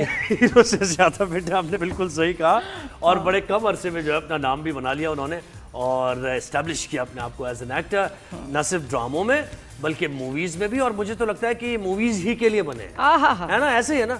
तो इंट्रोड्यूस कराए ना फिर, कौन है डोडी हमारे साथ मौजूद हैं, खबरों में भी रहते हैं, और जब ड्रामे में आते हैं तो आप इनको इग्नोर कर ही नहीं पाते। नहीं कर पाते। जब ये स्क्रीन पे आए तो आप बस रुक से जाते हैं, भाई इतने जबरदस्त हैं। अस्सलाम वालेकुम, गुड मॉर्निंग। डोडी, आपका असली नाम क्या है? मेरा असली नाम माजिद खान। अच्छा, तो ये डोडी नाम कैसे पड़ा? दोदी असल में मैं दूध बहुत पीता था, और हमारे जो नेबर में थे वो पंजाबी थे, लीगर खान, तो वो उन्होंने लाइक मुझे दूध वाला बना दिया था। अच्छा। तो मैं क्या करता था, अपना वो दूध देने आते थे, उनके घर भी जाके बर्तन लेके खड़ा होकर मुझे भी दूध पिला दो, तो वो कहते थे दोदी आ गया। वो फिर मेरी माँ को बड़ा अच्छा लगा नाम, तो दोदी। ईमान से मैंने एक्सपेक्ट ही नहीं किया था आप ऐसा जवाब देंगे। मुझे लगा कोई तेरी ग्लैमरस सी बात आएगी आगे, ये दूध वाला कितना दूध पी लेते थे आप? दूध वाला बना के अपने आप को, वाह सादगी। कितना? 4 ग्लास 8 ग्लास? मैं झूठ लगेगा लेकिन बहुत पी लेता था। कितना? कितना होता है? बहुत ज्यादा। बहुत ज्यादा कितना होता है? हाँ, दिन में तकरीबन इतना पी लेता था मैं आराम से। तो आपकी तो घर की गाय एग्जॉस्ट हो गई होगी। दूध वाले की। अच्छा, घर में नहीं था? अच्छा, बाहर से दूध वाला था। मतलब बंदा को ऐसे घर का ही नो सप्लाई है तो कहता है कि चलो भाई हमें कौन सा खर्चा। आप तो मतलब पैसे दे के इतना खर्चा क्या? गाय भी कहती मसला के वास्ते ना करो, मेरी लोकेशन बदल दो, लोकेशन बदलो, मुझे किसी और जगह शिफ्ट कर दो। Very very interesting. लेकिन फिटनेस का राज यही है भाई, देखें ना। और ये आप है ना, ये फिटनेस का भी बताएं आप कि मतलब दूध मैं नहीं पीता अब, वो बचपन में था, क्योंकि दूध से लैक्टो जो है वो आपका जी हाँ होता है, और उससे आपका फैट लेवल जो है वो बहुत ज़्यादा होता है, बढ़ता है। जी हाँ, दूध होता है, यू थिंक? जी हाँ, मैं तो अगर मैं डिटेल में नहीं बात करूँगा, क्योंकि बहुत सारे लोग हैं वो छोटी छोटी बातें निकालते हैं कि ये गलत ये ठीक, बट मैं हमेशा किसी को भी दोस्त को रैंडमली मुझसे कोई पूछे मैं जो दूध पी रहे हूँ ना, तो पहले इसके बारे में थोड़ा पढ़ लें, खुद से पढ़ें इंस्टेड के मैं आपको बताऊं। और ऑब्वियसली हमारे यहाँ एक बड़ा इंटरेस्टिंग मैसेज चीज़ हुई थी। मैं एक 2 प्ले इकट्ठे करता, हमराज और मन मस्त मलंग, तो दोनों सेट्स में जाना पड़ता था, और ये बड़ी सच्ची बात है। तो अब मैं दिन में कोई अगर लाइक 20-30 लोग मुझसे अगर बाहर जाऊं तो पूछते हैं कि यार बॉडी का फीमेल हर कोई नहीं पूछता होगा, मुझे लगता है हर कोई आपके साथ बैठ के पूछता होगा कि भाई ये बॉडी आप कैसे बनाई, क्या खाना है क्या नहीं खाना। तो उसमें मैंने क्या किया, मैंने अब जो सेट पे होती है टीम होती है तो दोदी पे बॉडी बनानी है। अच्छा जी ठीक है जी, बताएं। अब मैं इतना पक गया, मैंने एक दिन क्या किया, मैंने कहा यार मुझे आप पैसे दो। तो एक लड़के ने मुझे 100 रुपया दिया। मैंने कहा 100 रुपया दें, मैं फिर बताऊँगा। मैं चला गया इस्लामाबाद, वीक का मेरा ब्रेक था, वापस आया तो जो पूरी दोनों टीमें थी किसी ने उस पर वर्कआउट नहीं किया। जिसने 100 रुपया दिया था उसका कम से कम 1-1.5 किलो कम था, और उसने आगे मुझे बताया खर्चा किया। तो अब इसका moral of the story is कि फ्री में किसी को बताओ तो वो आपको बिल्कुल भी लाइक इग्नोर करेंगे। अच्छा जी, वॉलेट लाए मेरा, ये ना इन्होंने हिंट में कह दिया है कि नादिया खान ज़ोहेब आप मुझे पैसे देंगे तो मैं बताऊंगा आपको है कि मैं बॉडी ऐसे कैसे बनाई है। दूध से स्ट्रेंथ 100 रुपया तो हम कर सकते हैं। दूध ना पिए। देखिए बचपन एक जब आपकी ग्रोथ हो रही होती है ना, then definitely you need that lacto, वो तो ज़रूरत है आपकी। उसके बाद लेकिन जब आप एक सर्टेन एज तक पिए, फिर उसके बाद वो आप जितनी भी खुराकी करें उसका कोई फ़ायदा नहीं। सही बात है। अच्छा छोड़ो ना, काम पे आ रहे हैं ना ये वैसे। हाँ जी बिल्कुल। तो कितने लोग आपसे पूछते होंगे, तंग होते हैं कि यार मुझसे जो मिलता है मुझसे बात शुरू कर देता है, डाइट वजन ये वो ना, आप बोर नहीं होते? फिर दिल नहीं कर रहा और दूसरा आके आपसे पूछे जी हाँ जी कितने सिटअप्स पुशअप्स, ऐसे ही है। क्या करते हैं? मैं फिर भी बताता हूँ। मैं कोशिश करता हूँ कि अपनी उस तकलीफ को उस गुस्सा कह लें, या क्योंकि मुझे पता है कि अगर आप कोई मुझसे पूछ रहा है, वो जस्ट बिकॉज पूछ रहा है, उसने मुझे देखा है, उसका दिल कर रहा है मैं ऐसा बन जाऊँ। अच्छा तो वो पूछेगा, यू स्टिल डोंट माइंड। बहुत अच्छी बात है। क्योंकि मैं अच्छा जी, अभी मूवी की बात करेंगे, वेरी इंपॉर्टेंट। ईद पे इस दफा एक और बड़ी अच्छी फिल्म आ रही है, उसका नाम है ज़ॉम्बीड। ज़ॉम्बीज़ वाली जो ज़ॉम्बीड, हाँ वही ज़ॉम्बीड की मतलब जरा नाम का जरा मुझे, ये इंग्लिश में ज़ॉम्बीड है या उर्दू में? Basically it's zombie but definitely it's Eid, so zomb Eid हो गया है। हाउ Fun स्मार्ट, पे एक पहलू और है ना, इंग्लिश comedy में का थोड़ा सा पहलू है, ज़ॉम्बीड oh, से आ गया कि मैं ज़ॉम्बी बन गया, ज़ॉम्बी, हाँ, बन गए। ज़ॉम्बीट का मतलब है ये ज़ॉम्बी बन चुके हैं। तो उसमें आपका क्या कैरेक्टर है? फहद मुस्तफ़ा है, महविश है, एक उनका सीन भी बहुत पॉपुलर हो रहा है, और ये तो आप क्या कर क्या रहे ये हैं क्या इसमें? हाँ समझ गए? समझ गया। आपका कैरेक्टर क्या है? आपने बताया क्या ना किया भाई। उसमें? क्या कर रहे हैं? मैं तो उसमें विलन बना हूँ, और विलन का कैरेक्टर है बहुत ही interesting. It was very difficult. Really? Why? How? उसकी वजह है कि एक तो मेरा जो गेटअप होता था उस पे तकरीबन 5 घंटे लगते थे होने में, और उसको जब उतारा जाता था तो अब लाइक मैं नॉर्मली तो नहीं करता ये वैक्स, तो मैं उसके बाद करना शुरू हो गया, लेकिन वो लिटरली लगता था कि स्किन उतर रही है, इतना वो मुश्किल हो जाता था। और वैक्सिंग भी कराई है इसके लिए? या ऑफ कोर्स वो क्योंकि बाल होते थे तो वो तो उतरता ही नहीं था फिर। तो पहले वैक्सिंग कराई? जी हाँ, उसको मैं बिल्कुल ख़त्म करवाया। और क्यों ऐसा? इस पे क्या मेकअप हो रहा था यहाँ? ये मैं अच्छा इस बारे में मैं सोच के आया था, सॉरी, एक मैंने माइंड इसमें बनाया था, जो ये एजाज़ जाना चाहिए हमारे मेकअप आर्टिस्ट को, माजिद नाम है उनका। अब मैं नहीं बताऊंगा कि वो क्या चीज़ थी, किस तरह मेरी पूरी स्किन बनानी, वो एक मेकअप आर्टिस्ट है, उनका फन तो है। उसमें हाथों पे भी मेकअप था? मेरे लाइक हाफ बॉडी जो थी, face till they have half of body, में बैक, एवरीथिंग, फिंगर्स, एवरीथिंग। और कितने दिन ये शूटिंग चली और ये मेकअप मेरा 5 घंटे मेकअप का? वाला शूट प्रोबब्ली 11 या 13 दिन ऐसे कुछ था। गर्मी भी लगती होगी, घबराहट भी होती होगी नहीं मेकअप से? बहुत। फिर क्या और करते क्या हैं? क्या प्लॉट क्या है ज़ॉम्बीज का? ज़ॉम्बीड है ना, ज़ॉम्बीड, ज़ॉम्बी ज़ॉम्बीड ईद से कुछ रिलेटेड है क्या है? यानी मैं इतना थोड़ा तो नहीं बहुत बता करके पाऊंगा। क्या है? लव स्टोरी है? मुझे ये लगता है नहीं, इसमें कहानी लव स्टोरी भी है, इसमें एक्शन भी है, इसमें रिवेंज भी है, इसमें कॉमेडी भी है, और अबव ऑल जो मेरे लिए बहुत इम्पोर्टेंट है, बहुत ज़्यादा, जो मैं डेफिनेटली नहीं बताऊंगा, खैर है। आपसे बहुत डर लगता है, भाई क्यों? क्योंकि I am harmless. आप एकदम से जो नहीं, यू आर, बट कुछ सवाल sometimes some बातें आप- निकलवा लेती हूँ, पूछ लेती है मुझको। समटाइम्स आप बड़े अच्छे तरीके से बात निकलवा है लेते ना? देखा ना, वो बात समझ तो चलिए। उससे डर लगता है आपसे, तो नहीं, इसलिए नहीं, मैं पहले मादर चाहूँगा कि मैं वो नहीं बताऊँगा, बट मेरे लिए बहुत जो एक इम्पॉर्टेंट, वेरी इम्पॉर्टेंट चीज़ जो मैं इतना ज़रूर बोलूँगा कि जो भी आजकल इतने मेल या फीमेल, मोस्टली मेल्स पाकिस्तान में हेल्थ से रिलेटेड जिम जाते हैं या एक्सरसाइज कोई भी करते हैं, मस्ट वॉच। और क्यों? अब ये तो देखेंगे कोई तो सीक्वेंस होंगे इसमें ऐसे इसमें कुछ fitness चीज़ें को ऐसी लेकर? हैं। वर्जिश सिखा रहे हैं होंगे इसमें? सारे sequence को लेकर? That is I think for me, which is very strange जो आपने बात की, मुझे समझ नहीं आया। मैंने खैर मूवी मैंने देखनी है, आई एम सो एक्साइटेड, लेकिन मुझे ये बताएं, ये ज़ॉम्बी, मुझे ज़ॉम्बी वाली मूवीज बहुत पसंद है, मैंने बहुत देखी है। बहुत कुछ लोग होते हैं दिक्कत है चेंज कर दो चैनल, ये नहीं मैंने मूवी देखनी, Faisal doesn't like it, I love zombie movies. मुझे बताएं इसमें तो मेकअप और वो जो इसमें ये वो कैसे किया था? वो वो नबील जरा भाई, वो करके बताना। ओके मुझे बहुत बहुत अच्छा लगता है, मैंने सीखना है, बताएं ओके, ज़ॉम्बी कैसे बनते हैं, सीखिए ज़ुहैब। जी जी।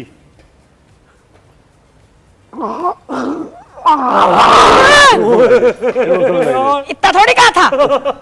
तो ज़ॉम्बीज बेसिकली आपको पता है, अच्छा जब मुझे अंदर कोई ज़ॉम्बी है लगता है यार।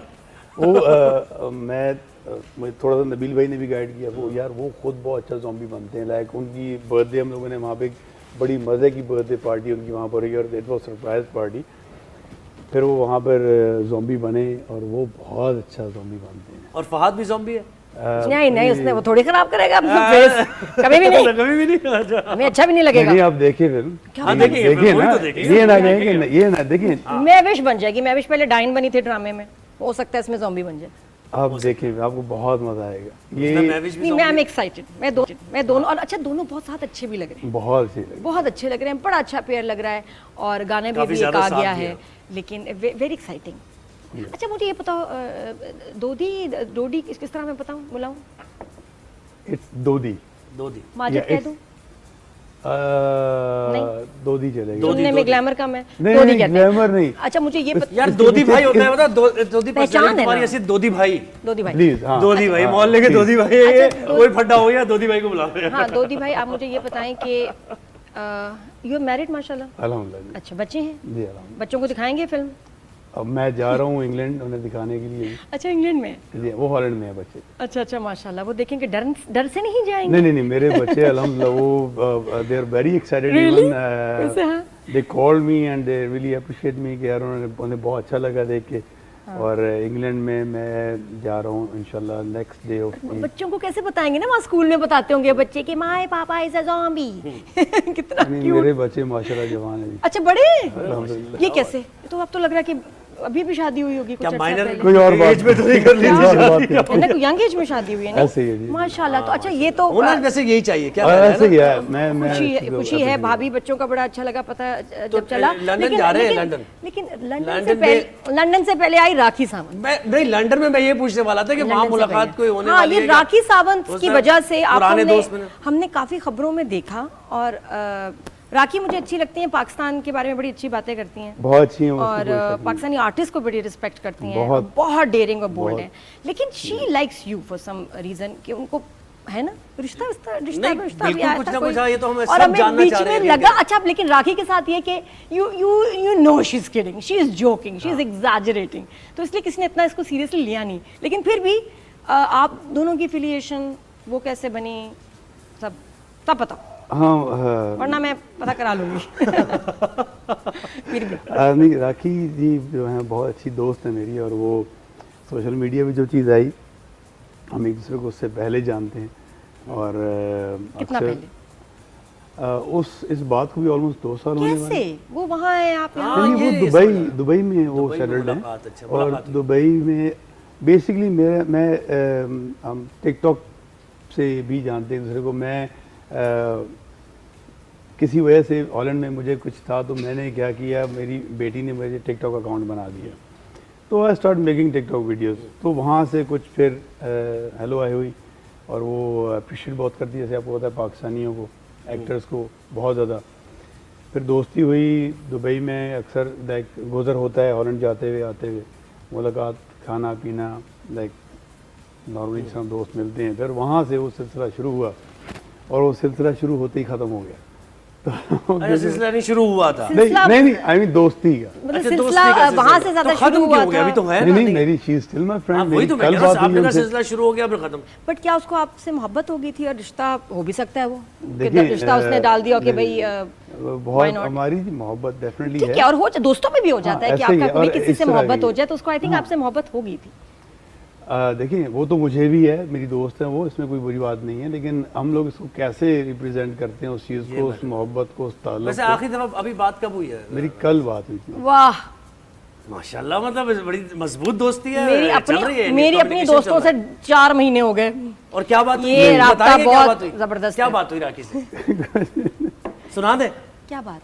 नहीं कुछ नहीं, वैसे हेलो है, दैट्स इट। यार। अच्छा, सुना दे अगर है तो। क्या नहीं। इसमें से अगर हेलो है तो लोग भी सुन लेंगे। मैं बता रहा हूँ, लोग बहुत जानना चाहते हैं ये बात, और बड़ा फन लविंग वे और आप अच्छा देखिए, मैं आपको एक बात और बताऊँ। आप लोगों की बातें होती क्या हैं मैं वैसे? आपको कुछ नहीं, हमारी ट्रेनिंग से लेके हो जाती है अक्सर, क्योंकि उनको भी बहुत है अपने आप को फिट रखने के लिए। सही है। और अक्सर कोई बात उन्होंने पूछनी हो एक्सरसाइज को लेके, क्योंकि मेरा एक्सरसाइज का जो एक मेथड कह लें, मिथ कह लें, थ्योरी कह लें, वो बहुत डिफरेंट है। मैं ये बात अगर आप लोग चाहेंगे तो आपके शो से बताऊंगा। और ये जो भी इसको करेगा, क्या जो जिस तरह मैं ट्रेनिंग क्या बताऊंगा, होगा? सिर्फ फिजिक अच्छी हो? अरे ना हो तो मैं कॉफ़ी पिलाऊंगा। नहीं, इतनी सी तो बात है। अच्छा, कॉफी पे सबको तो ना? नहीं। अच्छा चलो, सबको ही। ठीक है, ठीक है जी, तो जल्दी बताइए क्या पूछेंगे। कुछ अच्छा, tips? मैं एक तो 7 डेज ट्रेनिंग करता हूँ फर्स्ट ऑफ ऑल। You? या अल्हम्दुलिल्लाह। मतलब 7 डेज तो वैसे क्या है ना? नहीं, मैं देखिए, ये जो थ्योरी है, ये जो एक्सरसाइज का मेथड है, ये गलत है। हम लोग जो रेस्ट पर जाते हैं बात करने के लिए, हम लोग बात कर रहे हैं ऑर्नट की, रोनी कॉलमैन की, उन लोगों की। हम क्या हैं, आपकी रूटीन लाइफ क्या है, मेरी क्या है, ठीक है, फैमिली है, पेरेंट्स हैं, हमारे सिबलिंग्स हैं, फ्रेंड सर्कल है, फिर हमारा काम है। हमारे पास नहीं है इतना टाइम कि हम लोग उनको फॉलो करें। 20 मिनट्स की गेम लगानी है, आपने जिम जाना है, that's it, every day 20 minutes. 20 to 25 minutes. और उसमें आपने करना कि हमारे जो बॉडी, अब देखिए एक मुझे, लेडीज का भी बताना प्लीज। मैं वो ऑफ कोर्स आप ही को कहने लगा था मैं, क्योंकि लेडीज़ का फैट का जाना मुश्किल होता है थोड़ा सा। जी, तो अब वो मेडिकल रीजंस भी हैं। और तो मैं क्या करूं? 20 मिनट तो मैं निकाल लूंगी, फिर क्या करना आपने है? 20 मिनट्स आपने जिम जाना है, आपने जितने बॉडी पार्ट्स हैं जितनी मशीनें आपको जो नजर आती हैं जिम में, आपने वो सब लगानी है, लेग्स लगानी है, back, shoulder, chest, arms, traps, सारा कुछ लगाएं, घर चलिए। नहीं, मैं तो वो बात है यार, इकरार easiest वाली है, एक्सरसाइज करनी है। मुझे पता है आपने इकरार जो है, इकरार जो हमारे इकरार की मैंने वीडियो हैं, देखी। इकरार की वीडियो देखी, मैंने आपको देखी। क्या लग रहा है कि अच्छा, उसमें क्या हो रहा मैं है? एक सच बताऊं, उसमें जो अच्छा, वजन है और वो नहीं, जो नहीं, पोस्चर है और जो जिद्दत और है, जान लगाई जा रही है, उसके बारे में आप आपको क्या सच एक बात कहेंगे? बताऊं? हाँ बिल्कुल बताएं। मैंने वो वीडियो देखी, मेरा बहुत दिल हुआ मैं इस पे एक जवाब डालूं, क्योंकि मैं एक्सरसाइज को समझता हूँ थोड़ा अपनी हद तक एटलीस्ट। भाई बहुत अच्छी गेम लगा रहे हैं। होता ये कि जब आप फर्स्ट डे जाते हैं जिम, तो अब आपको ये नहीं पता कि वो कितनी देर से जिम में थे और ऑलरेडी कितने सेट्स लगा चुके थे। It was not the first set कि उसने पकड़ा और लगाना शुरू हो गया, यू नो। अब क्या पता ऑलरेडी 10 सेट लगा चुके हों और 10-10 के रैप लगाए, उन्होंने ऑलरेडी 100 रैप्स लगाए हों, तो ये तो उन्होंने नहीं दिखाया नहीं, ना। मैं कहती हूँ कि जितने भी रैप्स लगाएं, जिम जाते हुए फर्स्ट डे की वीडियो ना लगाएं आप। मुझे तो नहीं लगता है लगाएं, थोड़े दिन बाद की, थोड़े दिन बाद की। आपको देखिए, आपको लोग पसंद करते हैं, ठीक है। मैं ये समझता हूँ कि मेरे और भी हमारे जो मीडिया के बहुत अच्छे दोस्त हैं, मेल्स भी फीमेल्स भी, मैं हमेशा उन्हें कहता हूँ देखिए अल्लाह पाक ने आप लोगों को चुना है इस चीज़ के लिए, कि वरना बहुत लोग मेहनत करते हैं यहाँ बैठने के लिए। मैं भी कर रहा हूँ, स्टिल कर रहा हूँ मैं। तो यहाँ तक पहुँचने के लिए जितनी स्ट्रगल आपने की है वो आपको पता है। और आपको लगता है ये मतलब क्या चाह रहे हैं आप, एक इंस्पायर करने के लिए? हाँ, अच्छी बात ये है, वो कह इंस्पायर रहे करना Of चाहिए। course, आपने जाना है और अपनी गलती दिखानी है कि यार मैं पहले दिन क्यों मुझसे हुई है गलती, बट मैंने उसको ठीक किया है। हाँ, तो आई थिंक जरा कैप्शन में आ जाता ना, ये वीडियो पोस्ट की कैप्शन में आता कि भाई मैं फर्स्ट डे है एंड आई एम ट्राइंग, भाई सब कुछ तो नहीं कर सकते अच्छा, ना। मैं- आने और वाले भी- वक्त की मेहनत कर रहे हैं, उन्हें स्ट्रेंथ चाहिए। आने वाले ये भी वक्त है। में बस बड़े मसाइल हैं। बात सही है, सियासत दोनों कोई ऐसा boys गेम ने- थोड़ी है, उसके लिए स्ट्रेंथ चाहिए आपको। दोनों बॉयज ने बड़ी अच्छी बात की। एक बात मुझे और बताया हाँ। भाई, ये रहीम परदेसी ने फिरोज को हरा दिया, वो हमने देखा है ना अखाड़ा में। मतलब बॉक्सिंग में हरा दिया। जी। तो आपको क्यों बुरा लगा भाई? आपके फिरोज से दोस्ती थी कि आपने कहा अच्छा मेरे दोस्त को हरा, मैं बताता हूँ तुम्हें? अच्छा देखें, हुआ? एक बात है, वो रहीम से भी मेरी बड़ी अच्छी दोस्ती है, ये भी आपको बता दूं। आई ट्रीट हिम लाइक अ छोटा भाई। और फिरोज़ के साथ जब उनकी फाइट हुई, जैसी भी हुई, तो मेरे लिए दैट वाज अनएक्सपेक्टेड कि फिरोज़ हारेगा, because I know Firoz as well. बहुत करीब से हम तकरीबन डेली रोज़ हम रात को साथ होते हैं। और उस टाइम पे Firoz he was proper training ले रहा था MMA की। 7 महीने उसने, उसकी क्या बॉडी थी, लाइक हमने डेली साथ बैठना, मैंने देखना। So it was for me like, मैं यकीन नहीं कर सकता फिरोज़ हार जाएगा, क्योंकि रहीम की उस टाइम पर अगर आप देखिए, मैं किक बॉक्सिंग करता रहा हूँ, मैं कोयटा 2001 प्रोविंशियल जीता हूँ, इस्लामाबाद को रिप्रेजेंट किया था मैंने, मैं हॉलैंड जाके लड़ता रहा हूँ, बट किक बॉक्सिंग। अब 3 फाइट्स स्टांस होते हैं, एक MMA होता है, एक बॉक्सिंग होता है, किक बॉक्सिंग होता है। हमारा एक डिस्टेंस होता है जो हमें सिखाया जाता है कि हम लोगों ने किस डिस्टेंस से अपना अटैक करना है। अब मेरा है किक बॉक्सिंग का, अगर मैं बॉक्सिंग करूंगा तो मैं उसमें वो अपना हाँ, तो गैप फिरोज ने क्या किया? फिरोज ने तो पता नहीं क्यों कैसे हो गया, रहीम का बिल्कुल भी उस टाइम पे अच्छा पंच नहीं था। अब मैं उसको बहुत सपोर्ट करता हूँ जब वो मारता है गौरव को जाके, और उसमें ऑलवेज उसको मैं कहता हूँ हारा तो मैं घर आके हाँ, मारूंगा। तो गलती क्या हुई? मैं हैरान हूँ, मुझे तो खुद समझ नहीं कि फिरोज हार कैसे गया। फिरोज के पंच नहीं चल रहे थे, क्यों? क्या हुआ है? वो प्रॉब्ली क्योंकि MMA करता रहा, तो उसकी देखिए MMA वाला जो होता है उसके हाथ नहीं चलते, उसकी लेंथ नहीं आती, जैब की क्रॉस की आती नहीं है। तो रहीम प्रॉपर बॉक्सर है, उसने बॉक्सिंग की ट्रेनिंग ली है प्रॉपर, लेकिन फिर भी जब उसका हुक आता था तो वो ही used to give hook like this, और इतने हुक में तो आप अगले को 1 सेकंड में सुला देंगे। तो फिर आपने चैलेंज कर दिया रहीम को? वो तो क्योंकि रहीम ने कहा ना कि जितने भी खान है आ जाए। फिर हुआ नहीं, फिर वो आ जाता, आया नहीं। देखिए मैं तो नहीं, ऑफ कोर्स मेरा वेट उससे बहुत रहीम ज्यादा। क्यों नहीं आया तुम यार? ये तुमने चैलेंज खान को दिया और फिर उसके बाद आए नहीं। तो उनको वहाँ भेज देते हैं। मैं गया वहाँ पे, मैं गया हूँ उसको। वहाँ फाइट की? जाके क्या कहा? वो फाइट नहीं हुई क्योंकि उसका वेट बहुत कम है मुझसे, वो लाइक वेट वाइज भी मुझे वो हरा नहीं सकता मुझे। तो चैलेंज देने की क्या जरूरत थी रहीम साहब? हाँ, ये तो आपने बड़ा अजीब सा काम किया कि खान को चैलेंज दे दिया आपने और फिर आप खुद भाग गए। ये तो गलत बात है ना। अब आए जरा आप इधर राइज एंड शाइन पे बताइए क्या मामला है। मुझे वजन से मसला नहीं है, फिर भी हो सकता है, दंगल हो सकता है, व्हाई नॉट। अच्छा, ड्रामों की थोड़ी सी बात करते हैं। चैलेंज कर दे जरा रहीम को यहाँ से, एक बार फिर कर देना। देखिए मैं उसको क्यों मारूं, मुझे पता है मैं उसको मारूंगा, और चाहते मारूं और उसको भी पता है, उसको भी पता है कि मार खाऊंगा। तो जो बात सबको पता है, हमें भी पता है, क्यों चैलेंज दें ज़ुहैब? ड्रामों की तरफ आते हैं। ड्रामों की तरफ आए फिर। जी, तो ये ड्रामों का भी सफ़र और खैर से कभी किसी ड्रामे में आपकी कोई हीरोइन नहीं होती, कुछ आपको अजीब लगता है? नहीं, डिप्रेशन होती है? नहीं, बिल्कुल भी नहीं। नहीं, लेकिन क्यों? मतलब कोई आपको हीरो वाला तो चलो, मतलब पॉजिटिव कैरेक्टर तो हो ना, कि जिसकी कोई बेगम हो, कोई फ्रेंड हो। अब थी मेरी मन मस्त पलंग में, बस थोड़ी सी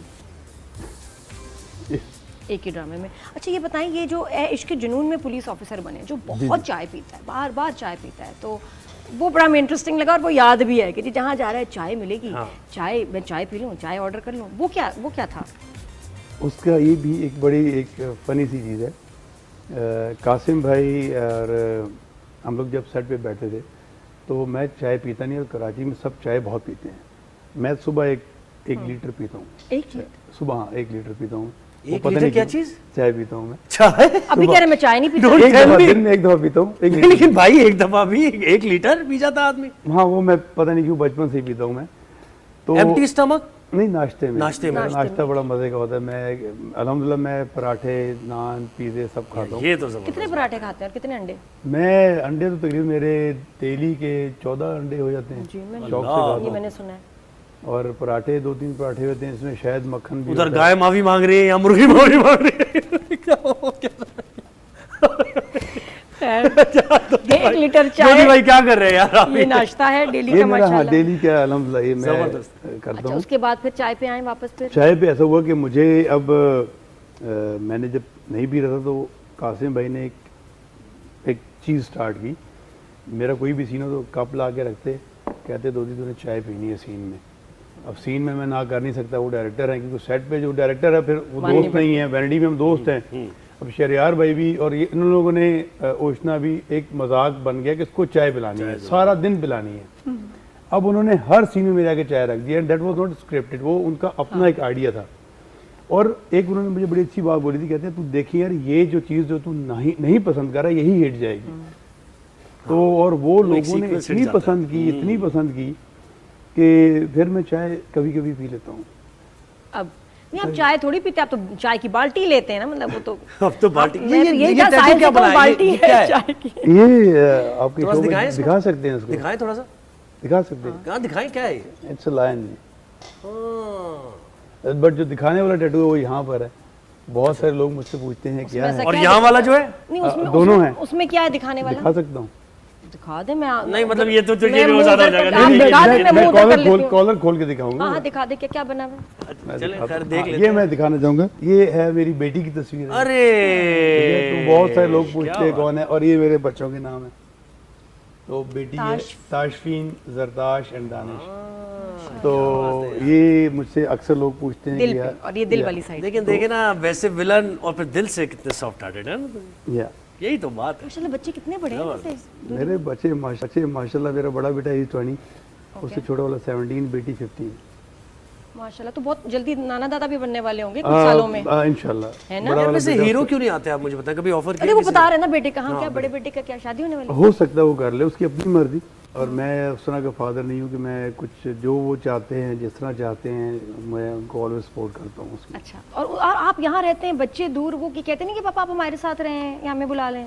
असल में आपको पता है कि आजकल के बच्चे जो हैं वो माशाल्लाह इंडिपेंडेंट हैं, ठीक है, उनकी अपनी लाइफ है, और वो एक एज तक बच्चे दे नीड के पेरेंट्स उन्हें फुल टाइम अटेंशन दें।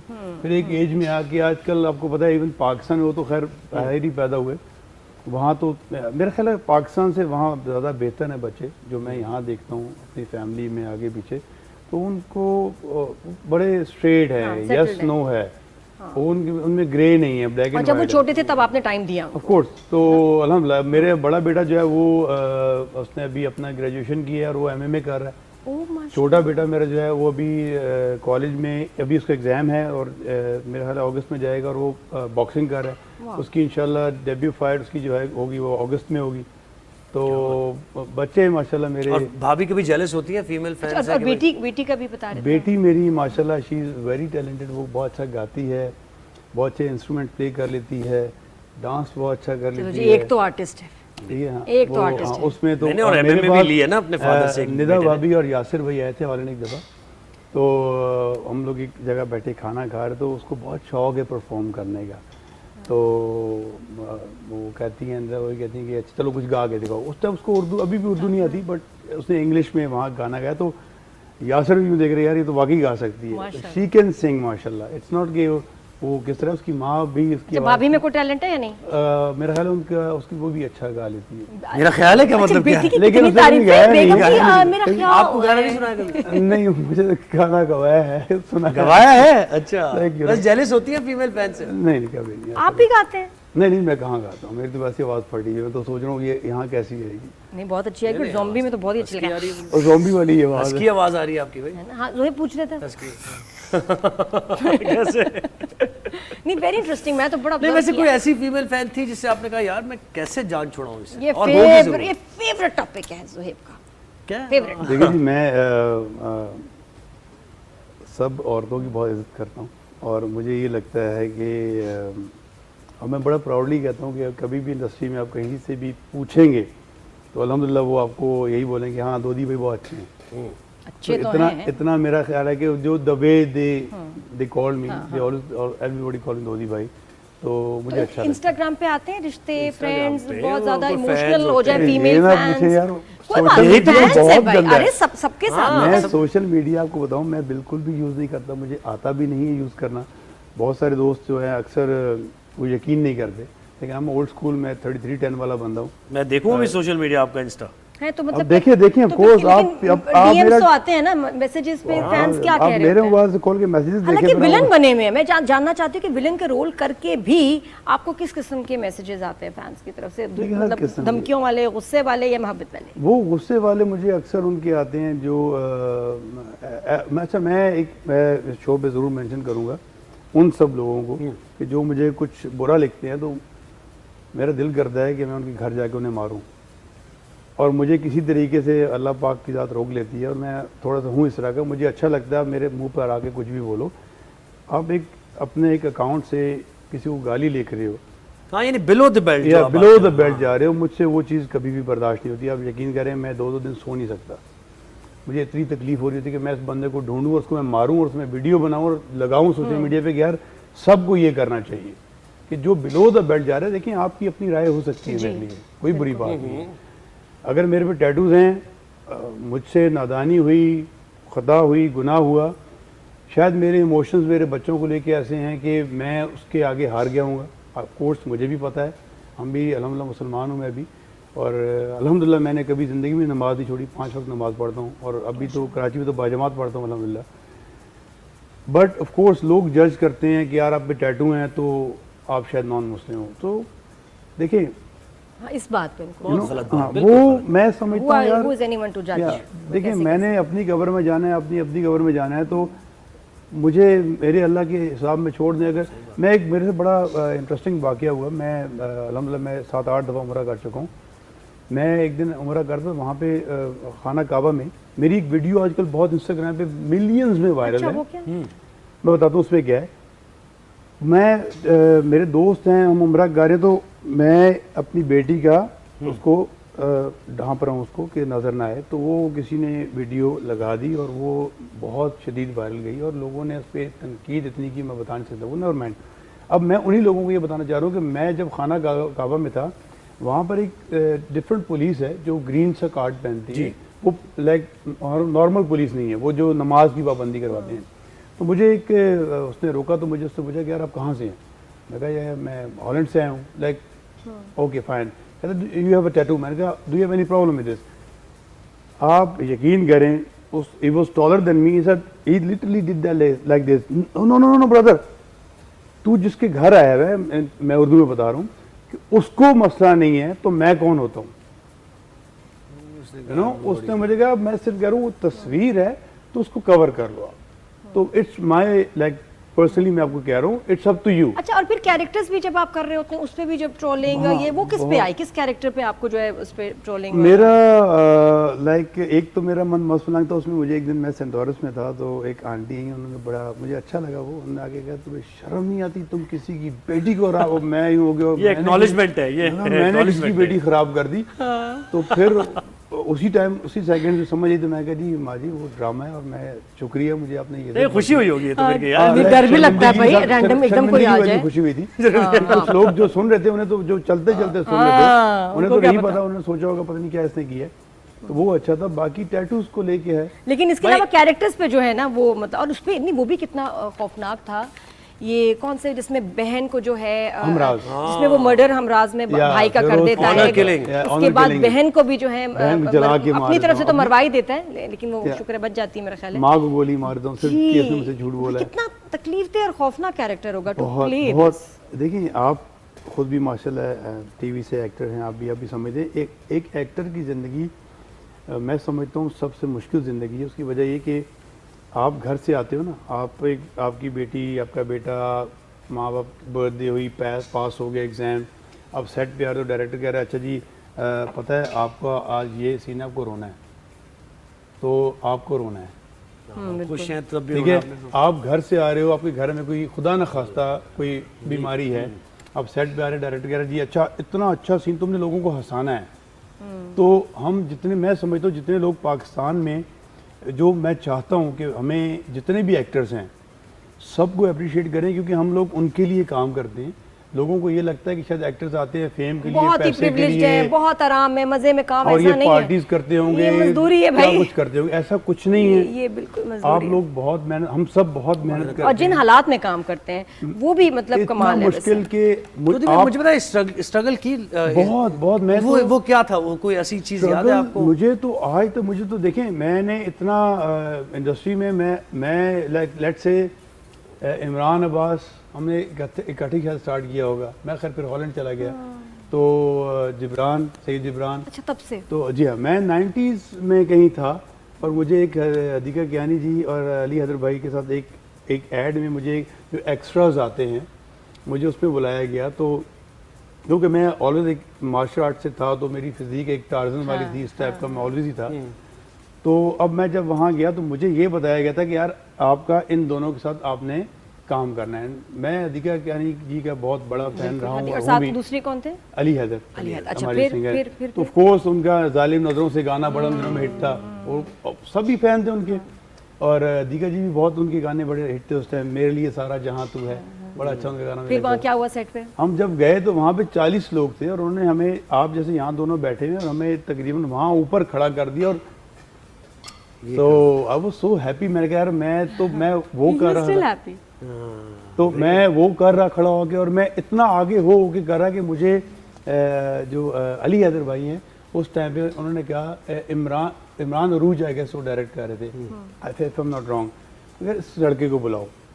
मुझे बुलाया उन्होंने, और उन्होंने 7 कुर्सी पे बिठाया, अपनी टी शर्ट पहनाई, कहते तू यहाँ पे कर। क्या बात है। थोड़ा जरा उस टाइम मैं जरा गोरा चिट्टा था, तो थोड़े नहीं, और बात देखिए, बात है कि आपको मिली अपॉर्चुनिटी, और आपने उस टाइम एंड प्लेस उसमें क्या किया उस अपॉर्चुनिटी का। या तो आप गुम हो जाएं बिल्कुल, या ये कि make the best out of it. Yes, मुझे because you were proud of being and blessed and grateful कि मैं आज यहाँ खड़ा हूँ, ये भी बड़ी बात है। अल्हम्दुलिल्लाह। इकबाल हुसैन भाई जो हैं, आप सब जानते हैं, हमारे डायरेक्टर बहुत अच्छे हैं, हमारे वो नेबर भी थे। अच्छा, इकबाल भाई का फराह बाजी एक शो किया करती थी, मॉर्निंग शो फराह, तो उनका छोटा भाई मेरा क्लास फेलो था बाय द वे।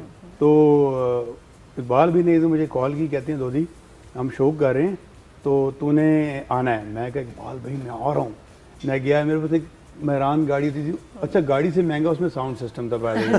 गाड़ी तो बहुत ही लाइक उसको दिक्का दे के हम दोस्त चलाते थे, लेकिन साउंड सिस्टम ऐसा था कि साउंड वूफर्स लगे, वूफर, स्पीकर और एम्पलीफायर, लाइक गाड़ी में एक्स्ट्रा बैटरी, नेवर माइंड। हां आगे उनकी कहानी से कहानी होती है, बड़ी मजे की। अच्छा, अब जब मैं गया तो F8 में उनका ऑफिस होता था, तो इकबाल भी ने आए, कैमरा लिए, कहते हैं दोदी तूने डांस करना है। ओए होए। तो मैं कहा डन भाई। तो इब्रार भाई के गाने थे उन दिनों में, असन जाना बिलो डांस, तो मैंने अपनी ही गाड़ी में लगाया और मैं सड़क पर डांस कर, उन्होंने कहा जी मन चले लड़के डांस कर दे, इस तरह की सुना। मन चले लड़कों में आ गया कैरेक्टर। उन्होंने अपने सेगमेंट में जो चीज डाली देखिए ये थी। बट देखो कि आर्टिस्ट है ना, आर्टिस्ट को तो परफॉर्मेंस करनी है, कहीं भी हो, कैसी भी हो, वो बड़ी अच्छी बात है। वरना आप समझिए एक और मोहब्बत होती भाई, क्या है भाई आप कर रहे हैं मोहब्बत, ये इसमें लीड आ रहे हैं, आहत कर विलन रहा है, है, आहत और कौन माया कर है। रहा हाँ। नहीं उसमें, हाँ उसमें हाँ, उस मैं- ड्रामे की बात भी करें, नया ड्रामा है ज़बरदस्त, हाँ, सोहेब ने तो एक वैसे और ही मोहब्बत बताया, हो गई। ये नया ये ड्रामा बन गया है और ये आने नजर वाला आ- ऑन एयर हो है, रही है। स्टारिंग आहत रज़ा मीर, माया माया and- मेरा अच्छा मेरा इसमें कैरेक्टर जो बड़ा अच्छा था, बट वो मैं फॉर्चुनेटली या अनफॉर्चुनेटली नहीं कर पाया। क्या मैंने सिर्फ एक ही एपिसोड उसकी की है, लेकिन वो इतनी इंटेंस हुई है कि आप पूरे ड्रामे में उस पर बहुत नहीं, मजा। आप क्यों नहीं कर पाए वहाँ मुझे- वहाँ से रोल कम हो गया या आपने छोड़ दिया ड्रामा बीच नहीं में? वो मुझे असल में फारूक दादा के साथ मैंने फारूक काम- रिंद का ड्रामा फारूक रिंद फारूक रिंद का बिल्कुल। जी। क्या हुआ? तो उन्होंने मुझे कॉल की, उन्होंने कहा दोदी एक दिन का काम है। अच्छा वो काम ही कम था, तो मैंने कहा दादा गेस्ट अपीयरेंस। या लेकिन वो बड़ा उसका इम्पैक्ट बहुत स्ट्रांग है, क्योंकि मैं स्टोरी तो नहीं बताऊंगा अभी। आप जब वो देखेंगे तो वो पूरा ड्रामा वो ही चलेगा, वाह, उसी पर बेस्ड है उस एक दिन के काम पे। क्योंकि फारूक दादा ने अगर मुझे, जब मैं गया तो मेरा उनसे बहुत प्यार है, बहुत ज़्यादा। सही। तो- तो इसीलिए वो प्यार में गेस्ट अपीयरेंस इतनी या, कमाल करा जी, दी। अच्छा देखिए। मुझे जल्दी बताएं आपके फेवरेट को स्टार्स इनमें बताएं जरा। आहत रज़ा मीर, दानिश तैमूर, फिरोज, शहरयार मुनव्वर। अच्छा अब मैं आपको ये सब बहुत अच्छे हैं, लेकिन मुझे Favorite? फहद मुस्तफ़ा से प्यार हो गया। अब हो गया नहीं वो इस ज़ॉम्बीज़ के बाद। नहीं हमने इकट्ठे काम किया और हमारे साथ सेट पे जो जो चीज़ें फहद भाई के साथ हुई मेरी वजह से, महवेश के साथ हुई मेरी वजह से, क्योंकि मैंने स्टंट अपने किए खुद। और जिस तरह उन्होंने पार्टिसिपेट किया तो मेरे लिए फहद भाई ने कोई भी मेरा सीन वेस्ट नहीं होने दिया। उनके पाँव की उंगली टूट गई तो फहद की? फहद भाई वो की। एक्शन करते जी हाँ, एक्शन करते हुए, और फिर भी उन्होंने मेरे से वो सीन कंप्लीट किया। और महविश के साथ अब मेरा उनमें एक सीन था जिसमें मैं उसको थोड़ा राज करूँगा, तो वो मैं उसका हाथ पकड़ूंगा महविश का।